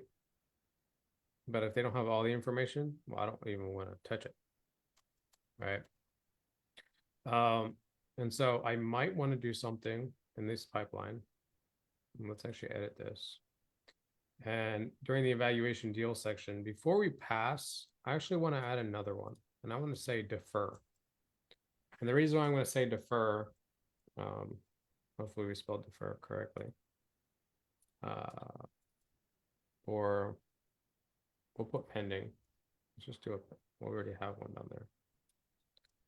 Let's do defer. How do we spell defer, guys?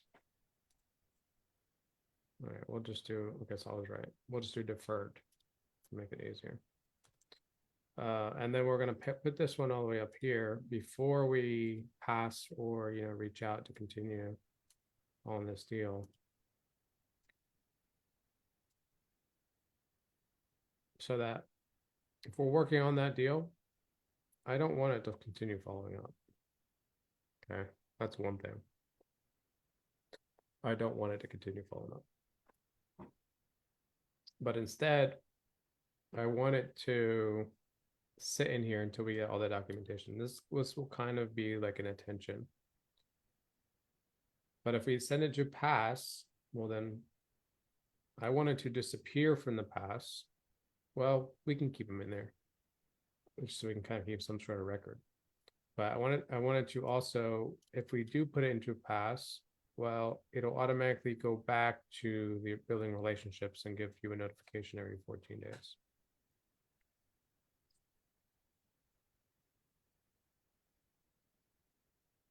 But let's say you're interested, and so maybe instead of reach out, you have interested. Okay. And of course, paperwork means, get your JV agreement right, get everything right at that point. Paperwork's signed, you send everything to escrow, you're whatever, you're ready at that point. So let's do something. And let's go to the Gators. Okay, you get a new deal. But if I click on this, I don't really see anything related to, entering any information in for, let's say, a Gator deal.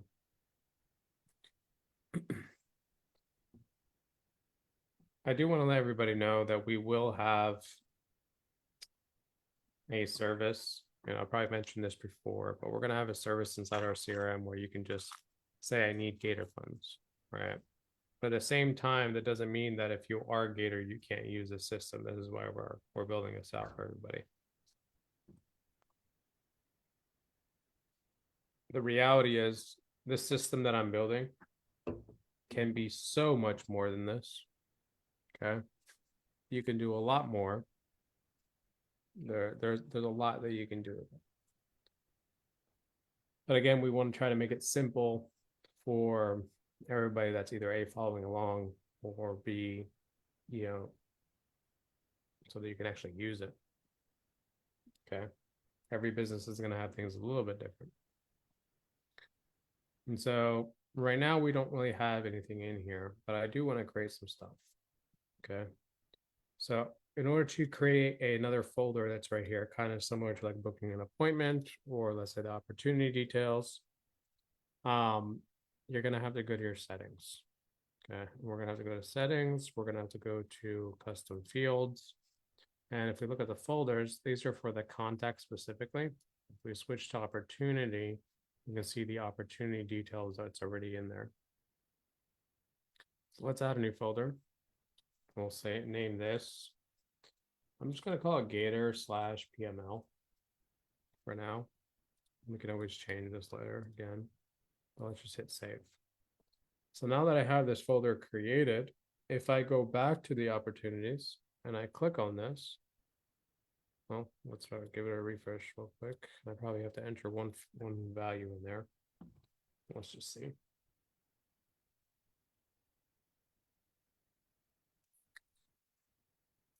Now we got a folder for Gator and PML. And so this is where we could potentially upload all the documents. We could ask the questions that we need to ask, actually evaluate the deal and put whatever information we want in here. And so again, there's a lot of information that you can put in here. Nothing really has to be, too specific, right? Like you can go as far as you want. Depends on your vetting process for deals. But like there's some important ones. Well, you want to have the contract. You want to make sure they have an end buyer. If they don't have a title or attorney, you want to be able to refer one to them. If let's say, it's a wholesale deal, well, who's the end buyer and what's the ARV, what's the comps, you want to know all that kind of stuff. And then you probably want to evaluate the deal yourself to make sure that it's legit, because just because someone sends you comps doesn't mean it's accurate.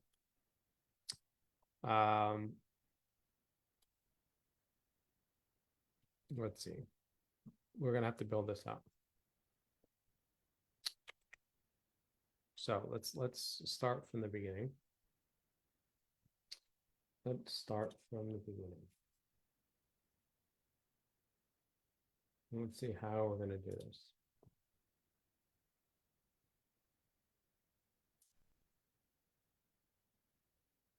Okay.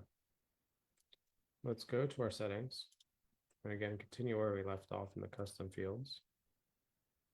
And go to our folder. Switch over to the opportunity side. Go inside the Gator and PML. and we're gonna add some fields. Well, first off, how much funding is needed? Okay. Let's go with that. How much money do they need? And so I'm gonna keep this general, right? So it doesn't matter if it's like a EMD deal or let's say a PML deal, it doesn't matter. I'm just gonna keep it general for now. If you want to update it and make it more advanced, be my guest, right? We're gonna make this general. So funding needed, okay? And or maybe instead of that, amount needed. Let's do that. And it's already in here, and we'll save that. And let's add a new field. And let's say, of course, you're going to want to know what the property address is. So you have that information. Let's just do property address.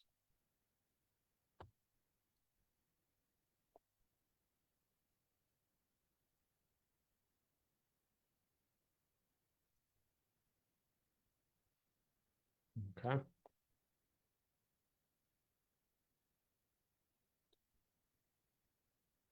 And then what we'll add in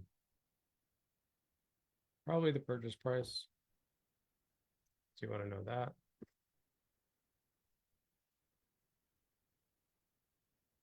And I like to keep things organized, so I'm going a little bit more purchase price. This is for the lending side. We're going to save that. But now let's just look how it looks. Okay, let's switch over to this real quick and go back to the opportunities. And if we click on this, and of course we need to refresh.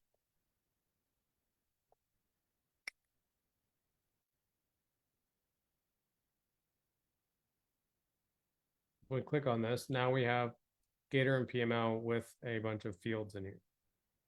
So whatever amount is needed, property address, purchase price, we're going to keep adding different criteria in here, which you probably need to enter in anyways if you're doing some sort of lending. Okay.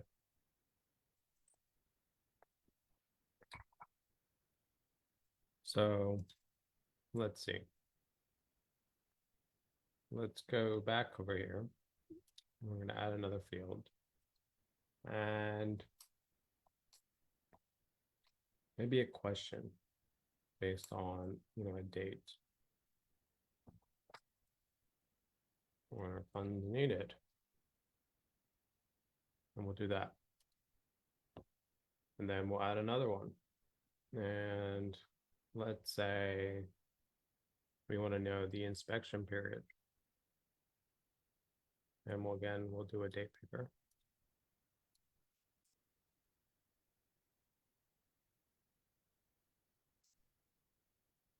And then we probably want to know when closing is.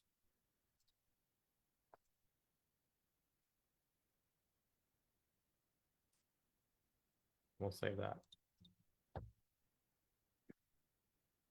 And probably somewhere in between here, you probably want the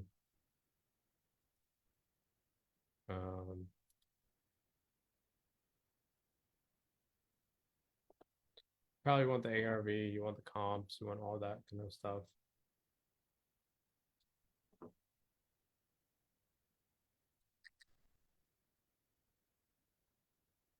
So let's add that.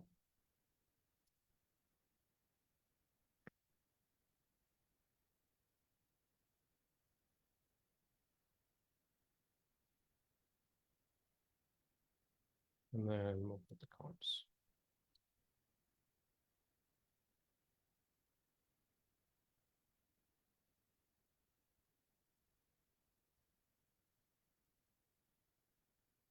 And we'll go ahead and save that. You can add like additional fields if you need to. We'll add one in just in case, instead of having to go all the way to the note side. You can just keep that in there. Additional info.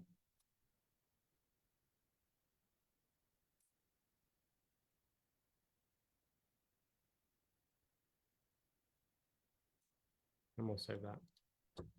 So now if I go back over here and I refresh,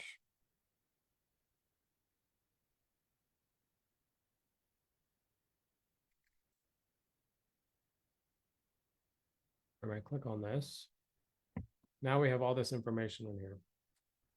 There's one last thing that I want, and that is the ability to upload documents in here. So if we go back in here and we add the last field as the file upload, hit next, we're going to allow multiple files. And let's say we give it a limit of 10. Come on. We'll save that. We'll say upload docs / contract or / agreements. We'll save that. And so once again, let's go back and refresh and make sure that's good to go.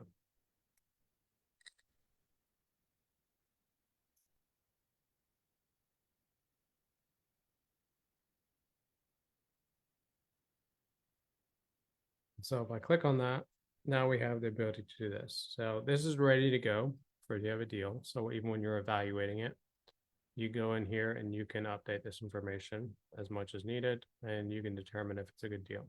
If it's a good deal, you know, you say you're interested and you contact them again, and you sign your JV agreement, you do all that. If you're still waiting on more information or documentation, maybe put it in the deferred section. If you're not interested, put it in the pass. So we can do that. Now,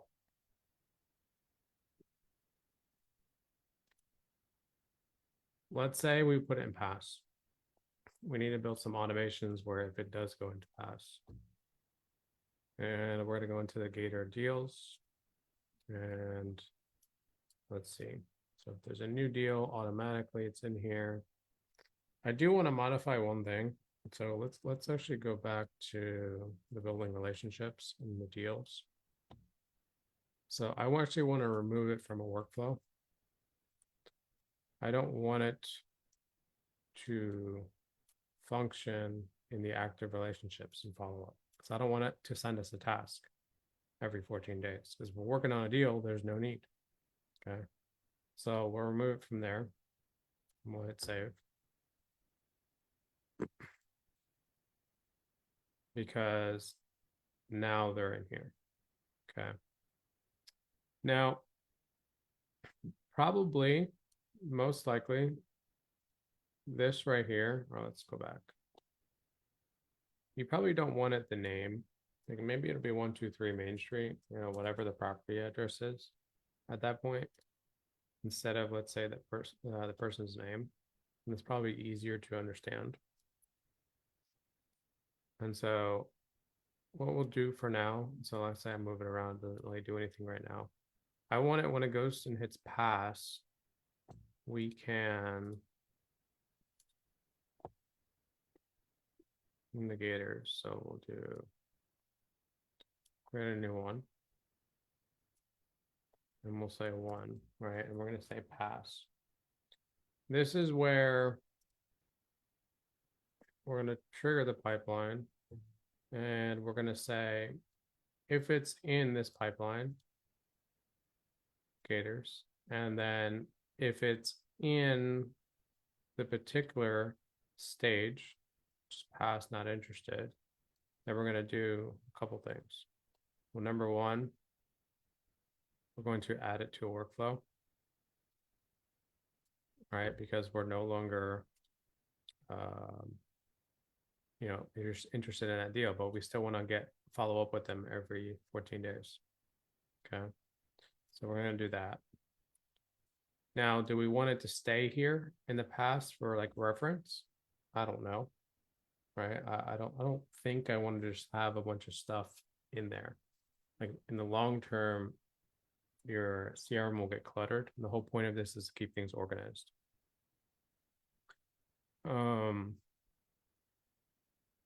So let's actually remove it from there. I want to remove it. Remove.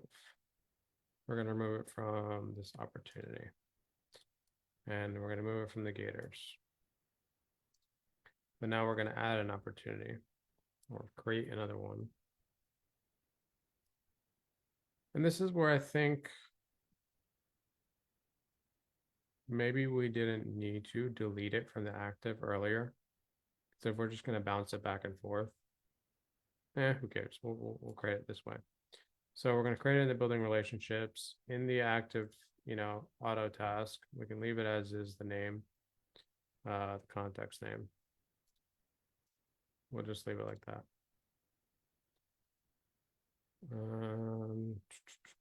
We're not going to allow a duplicate contact, so we'll save it like that. So let's try this, right? Let's publish this and actually try this at this point and see how it works. So let's refresh this.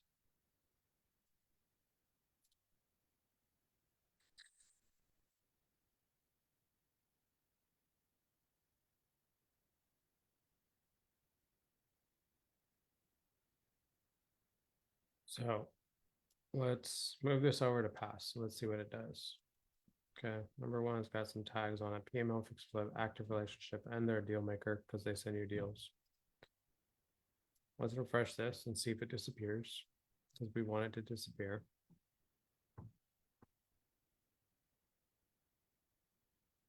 And so it's no longer in the past, but if you go back to building relationships, it added it back in here. Let's go to actually automations and let's see if it's actually in that workflow. Okay, because that's the most important thing. If it's not firing in the active relationships workflow, then we didn't do a good job. And so it did fire. It tags on there. I removed any unnecessary tags, and then now we're waiting 14 days to send you a task. So that's working. That's perfect. That's what we wanted. And let's go back to the Gators. Okay. So let's test this out again. I actually want, let's say,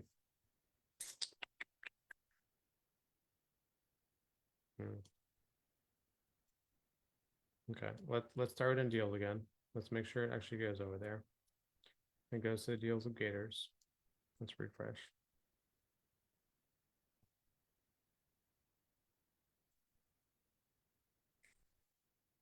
So notice it didn't work. That means something was wrong.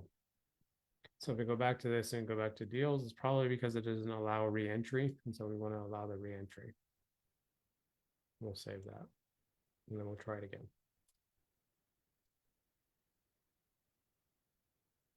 And so let's start follow-up, throw it in deals.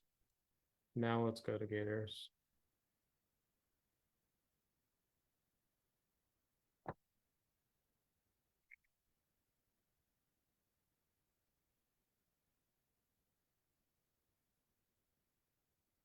What's going on, Lewis?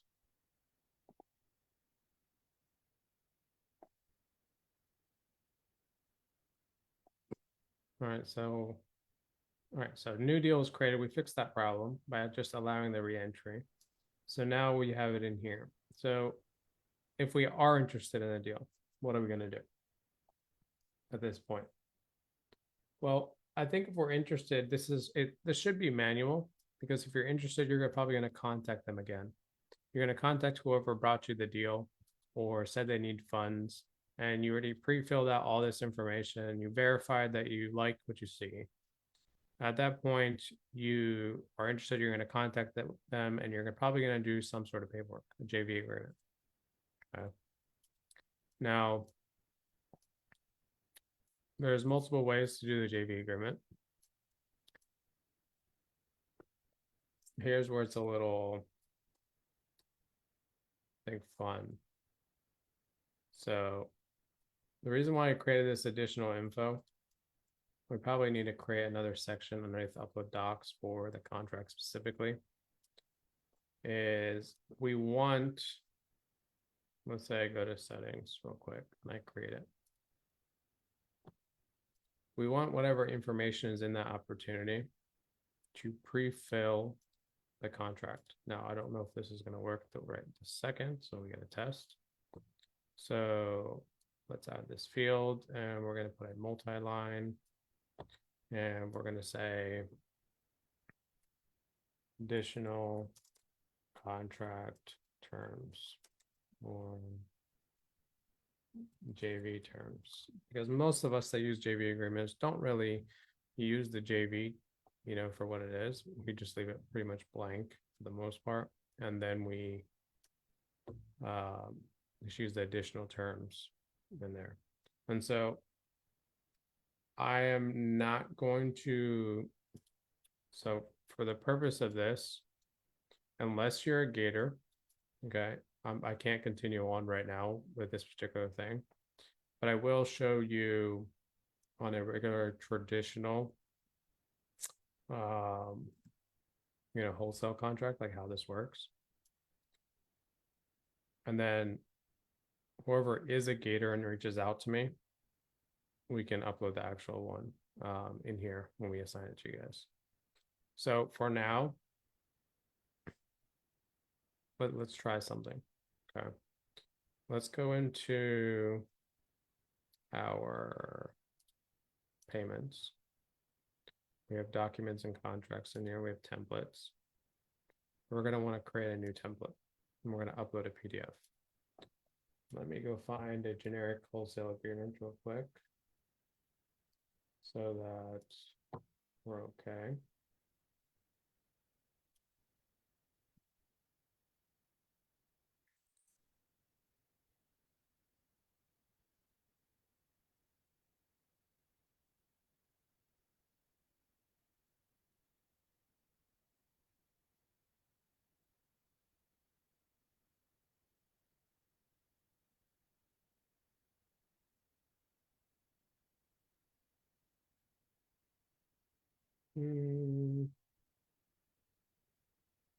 This one has it, but we'll see how it's going to look. All right, so this is a generic wholesale. Let's do this. Let me download it. Guys, this is just for example purposes. I'm not actually uploading the actual contract in here for the Gator docs. But I just want to show you on a generic wholesale agreement how it would work. So we're going to upload a PDF. We're going to drag and drop, do purchase contract, and we're going to upload it.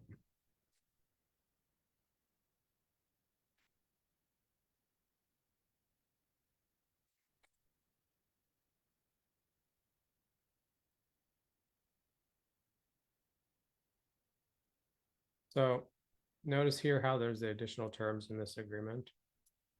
Well, we're going to want to add a variable, and let's see if it allows us to do it through the opportunity. Probably not. We might have to do something different. Let's variable name, variable value. Let's try this. Let's go back. Let's go to settings. Let's go to custom fields, folder, opportunity, the Gator. Okay, so here's our unique key or value. And so I want the latest one we just created. So we're going to copy this. And value will be right there. The variable name, we'll just call it additional JV terms. Special characters are not allowed.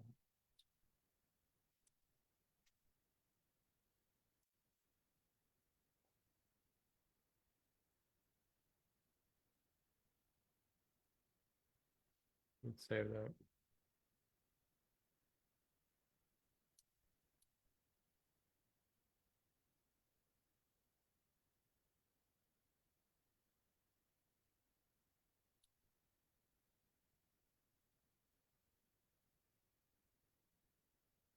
Might be able to do it this way.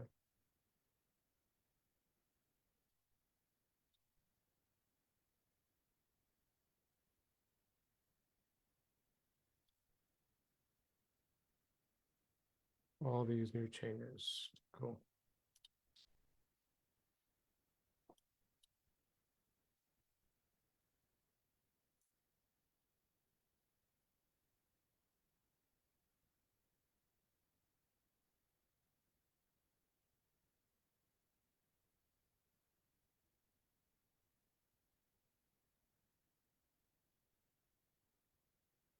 that. See for a second, if this allows us to do it.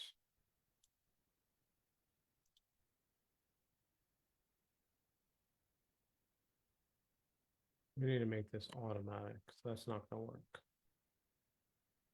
Let's see something.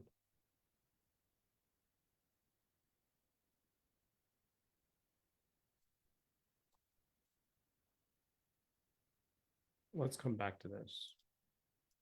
So I figure out exactly what needs to be done there.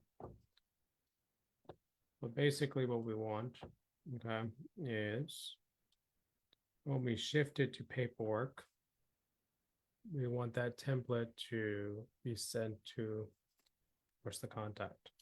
Okay, so for example, a JV agreement. So let's do this. Let's go to our automations real quick because we already created a template.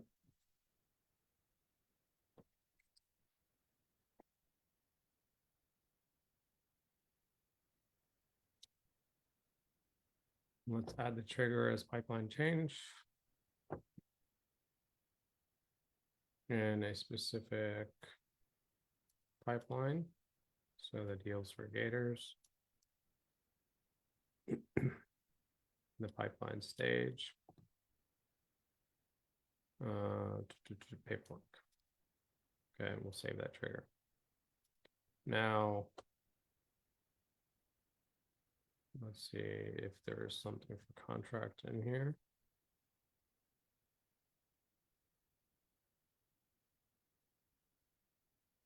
Maybe it's agreement. Nope. Let's look at this for a second.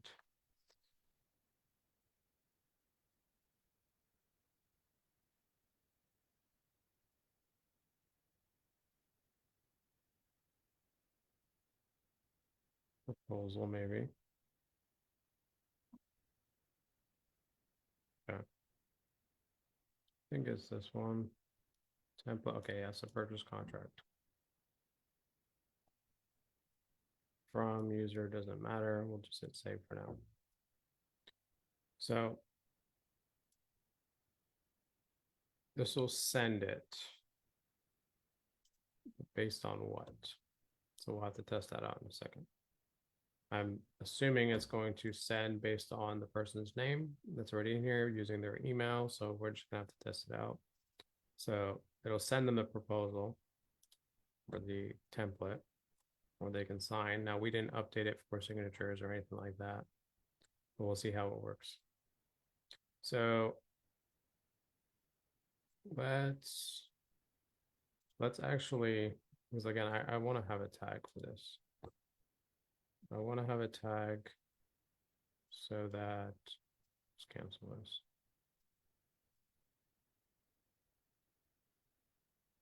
And we're going to say sent, let's say JV agreement in this stage. Because if they don't sign a sent JV agreement, then at least you'll know and you'll be able to keep track of the person who doesn't sign their agreements. There's so many lenders or so many people who don't sign JV agreements. It's like we'll send them and they don't sign them. And so we'll have that in here. We'll save that tag.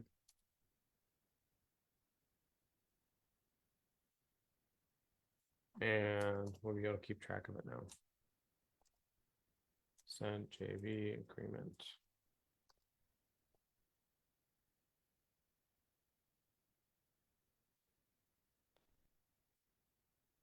We'll save that. Let's just go ahead and publish it and see what happens. And we'll name this send JV agreement. And I'll put, I just can't spell today. This is what pipeline paperwork.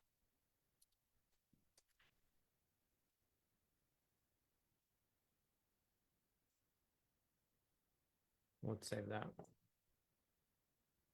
So if I do, let's refresh this real quick. I want to see if it actually sends just temporarily right now. We can always edit the template later, put the actual agreement in there later. But for now, let's just make sure it's being sent. So if I send it to paperwork, we should receive a new tag. Okay, that's the first thing. Let's refresh. And I'll check my inbox to make sure that we're receiving an agreement. Right. So I got the email, but I also got, a new tag, sent GB agreement. And I'm going to open this up. So the subject line took, of course, whatever your friendly business name is. And so this was the purchase sale contract. So of course it says, received. And it says proposal for whoever the person was, you're sending it to. And it says, hi, again, just repeats the same thing. So if I review the proposal, let's see what it does. Okay. Of course, it's just the generic because we didn't finish filling it out, but they would get it. If there was any signatures, we would have that, pre-filled in the actual JV agreement. So right now, at least we know that it sends an agreement. Okay. What I do want to know is, well, what happens if someone does sign it? Okay. And so we probably want to have the next stage. Okay. And so we'll create a third workflow. And we're going to create this one as 3 signed JV agreement. Okay. Again, the same stuff works for connectors. We're just specifically going over gators right now. And so this is where, again, we want to look for that proposal again, that it was signed. And yeah, proposals and estimates. And we're going to say status is signed and accepted. Okay. Because we can do based off of sent or completed, but we want to make sure it's completely signed and accepted. What's up, Lewis? You're muted. My bad. What's going on, Mo? What's up, Daniel? What's going up? Not much, man. Trying to get in here, learn. I don't know what y'all building here right now, so I'm just trying to jump in. I didn't want to start talking. No, I figured y'all was deep into something already. I'm late. No, man, we've been going on since 4. So, but yeah, we're just building out for the connectors and the gators, their pipelines, because like right now, Oh, okay, nice. built is meant for acquisition and disposition, not so much for them. And so we're just building it live, and people can they can open their mind to see what the system has the capability to do. And so, Okay. Yeah, that's what we're doing right now. I had to turn my video off. I'm in a bad reception area here. You're cutting off on me. No, you're I'm fine. definitely gator side, but yeah, keep going. Yeah. So let's see. None of this helps. Right now, we want to see proposal type. Document type is a proposal, and then we want to make sure that the status is signed and accepted. Okay. So when that happens, what do we want to do? Well, number 1, we want to add another tag, and we're going to say JV, let's say signed. Okay.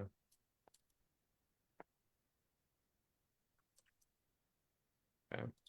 Let's do that. And then let's also do another thing. And we're going to create an opportunity or update the opportunity. And we're going to say in the deals, in the gators, the paperwork is signed now. And we can leave everything else as is. We'll save that. And so, of course, in this, JV agreement,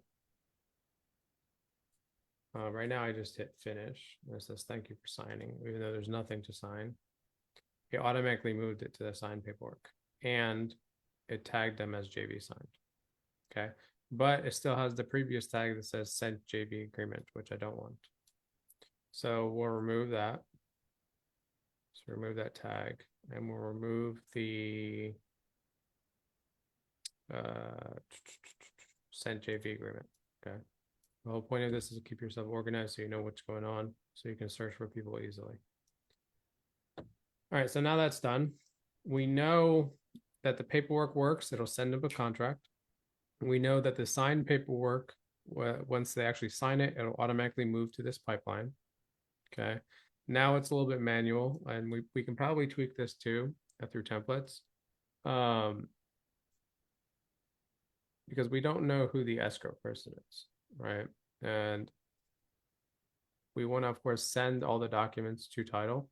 But also, if you're a gator, let's say funding these deals, are you submitting documents, or is it GC submitting documents, or is the person borrowing submitting documents?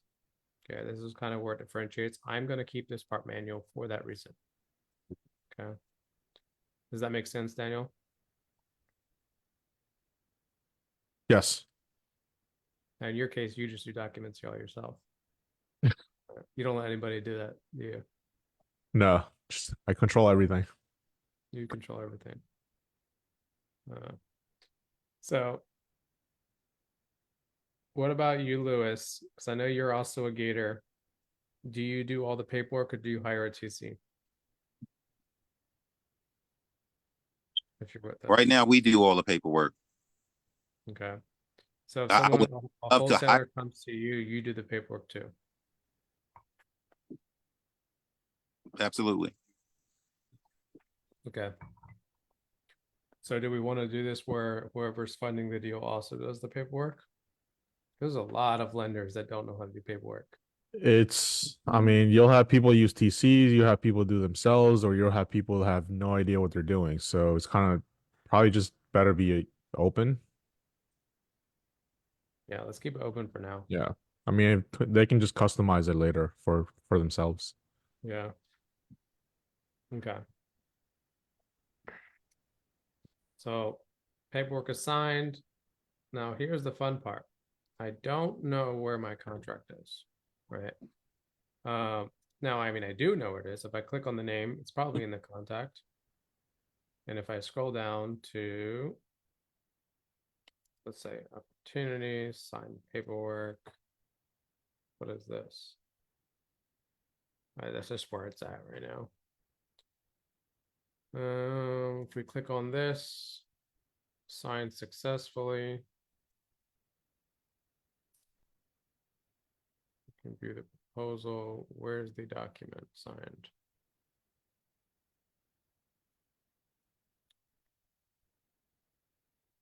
Oh yeah, they switched it. It's now over here, I think.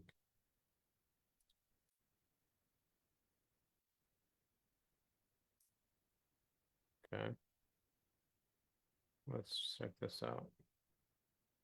Let's refresh this.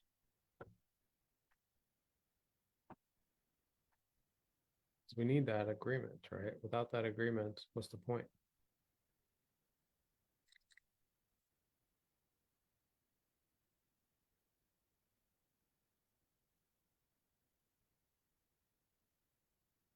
Where's my copy attached? Let me check my email.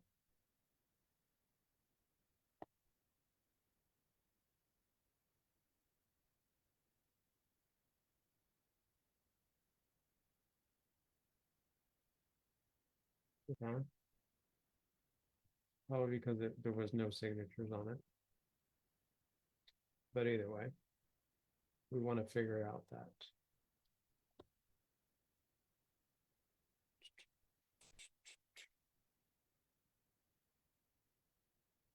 You know what? Let me actually do something real quick. Let's test this again. So I'm going to go back to the documents and contracts. I'm going to go back to the templates. We're going to edit this.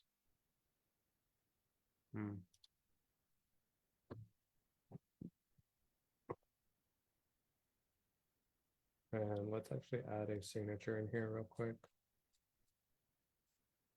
Just for, testing purposes. Let's save this. And then let's go back to the opportunities. And let's go into, let's do interested, paperwork. And then, well, most likely the workflow needs to allow re-entry first off, both of them, for that to work. And let's do allow re-entry. And then let's do allow re-entry for this one as well, because you're going to pass on multiple people with titles. All right, now let's try and do this again. Interested, paperwork. And so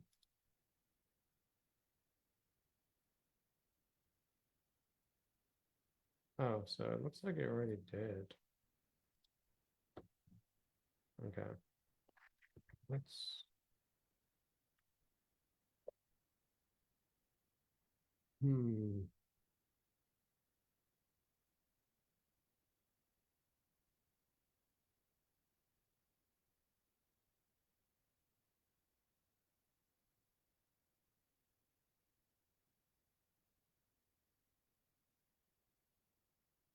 okay. Let's refresh this. Okay. So again, I got the agreement. Let's open it up over here. And we're going to start filling out. I'm just going to sign it. Sure. And then we'll hit finish. Okay. Because I want to see the actual update in here. So it updated the stage paperwork to signed paperwork. So that's cool. But I want to see the actual signed agreement.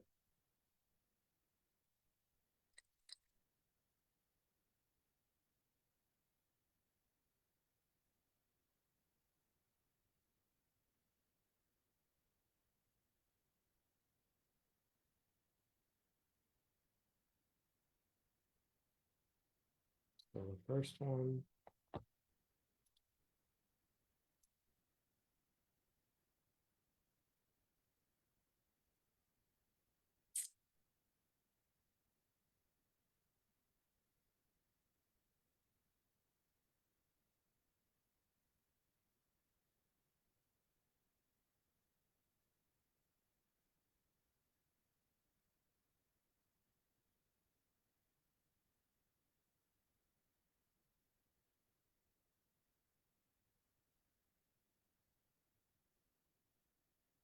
I mean, I know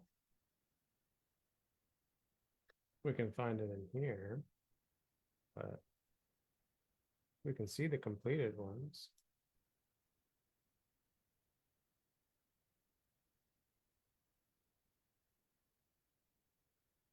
But can we get that to update and upload?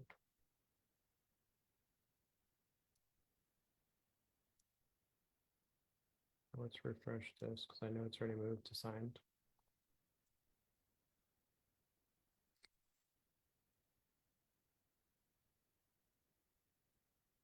Okay.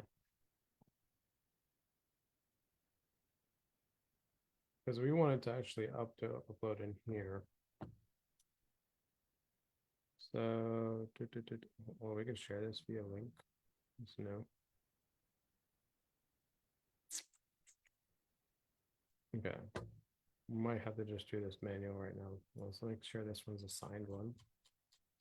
So this one is signed and we got the certificate. So that's cool.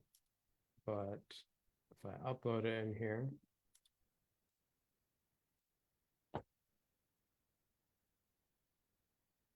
size more than 5 MB.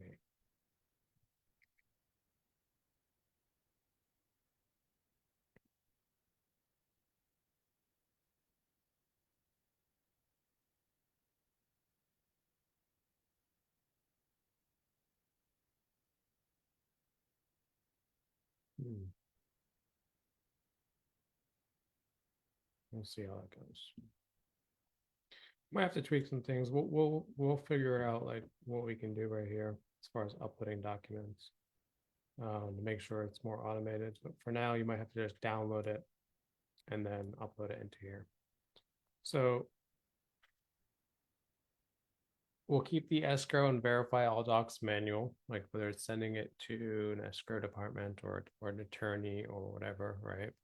We'll keep that manual because it could be you, it could be person requesting the funds, it could be a 2C, so we'll leave that blank. And then when you're ready to wire or clear or close, at this point in time, it's just also going to be manual because you have to wire it in, of course. Now, let's say you're done wiring, okay, and you know you're just waiting the 2 days, 3 days for, let's say, EMD to come back or transactional funding to come back. You could just throw it in there. Or if it's you know, 3 to 6 months, a year, 5 years, you know, if you're a private money lender. At this point in time, you can go inside the opportunity details and change the value, right? And let's say you're making, let's say, $10,000 on this particular deal, okay? When it's here, we can update it and it'll show as you know, $10,000 now as far as the value, okay? But you didn't actually make the money until you hit close. So let's go to the automations real quick and say when it goes to close, that actually changes it from open to 1, that you actually made that money. So let's do this real quick, and we're going to say this is 4, and we're going to say closed deals. Okay. And we're going to say if it's in that pipeline again, and we're going to say, you know, in pipeline again, deals, in pipeline stage, and we're going to say closed. If it's in there, what we're going to do is we're going to want to update that opportunity. And we'll keep it in the same, of course, in the gators. But the only thing we're going to do here is we need to change the status to 1. Okay. And we'll keep that saved. And we'll publish this. And so if I go back here and I refresh,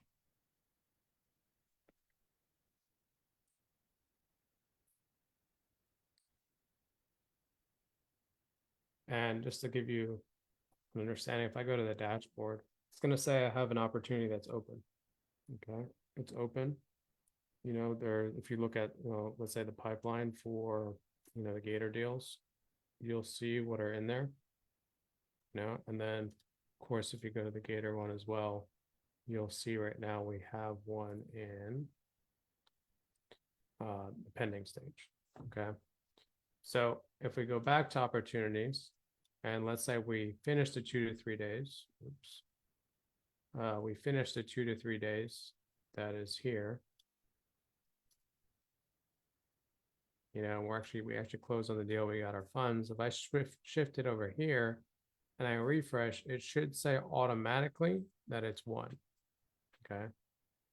And if it's 1, of course, let's go all the way over here. Notice how it disappeared by a few of your filters, and you just, you know, delete this so you can see it all. You'll see that it's 1 and it updated, but also you'll see that in the dashboard that it changed from open to 1 and you won that revenue. Okay. So that's how it'll update in here. So that's pretty much done for the Gator or any type of private money deal. Again, we have some kinks. We have some things that we need to tweak in there as far as like the agreement, which we're not giving live on here. Because if you're not part of the Gator tribe, you don't get it. And then,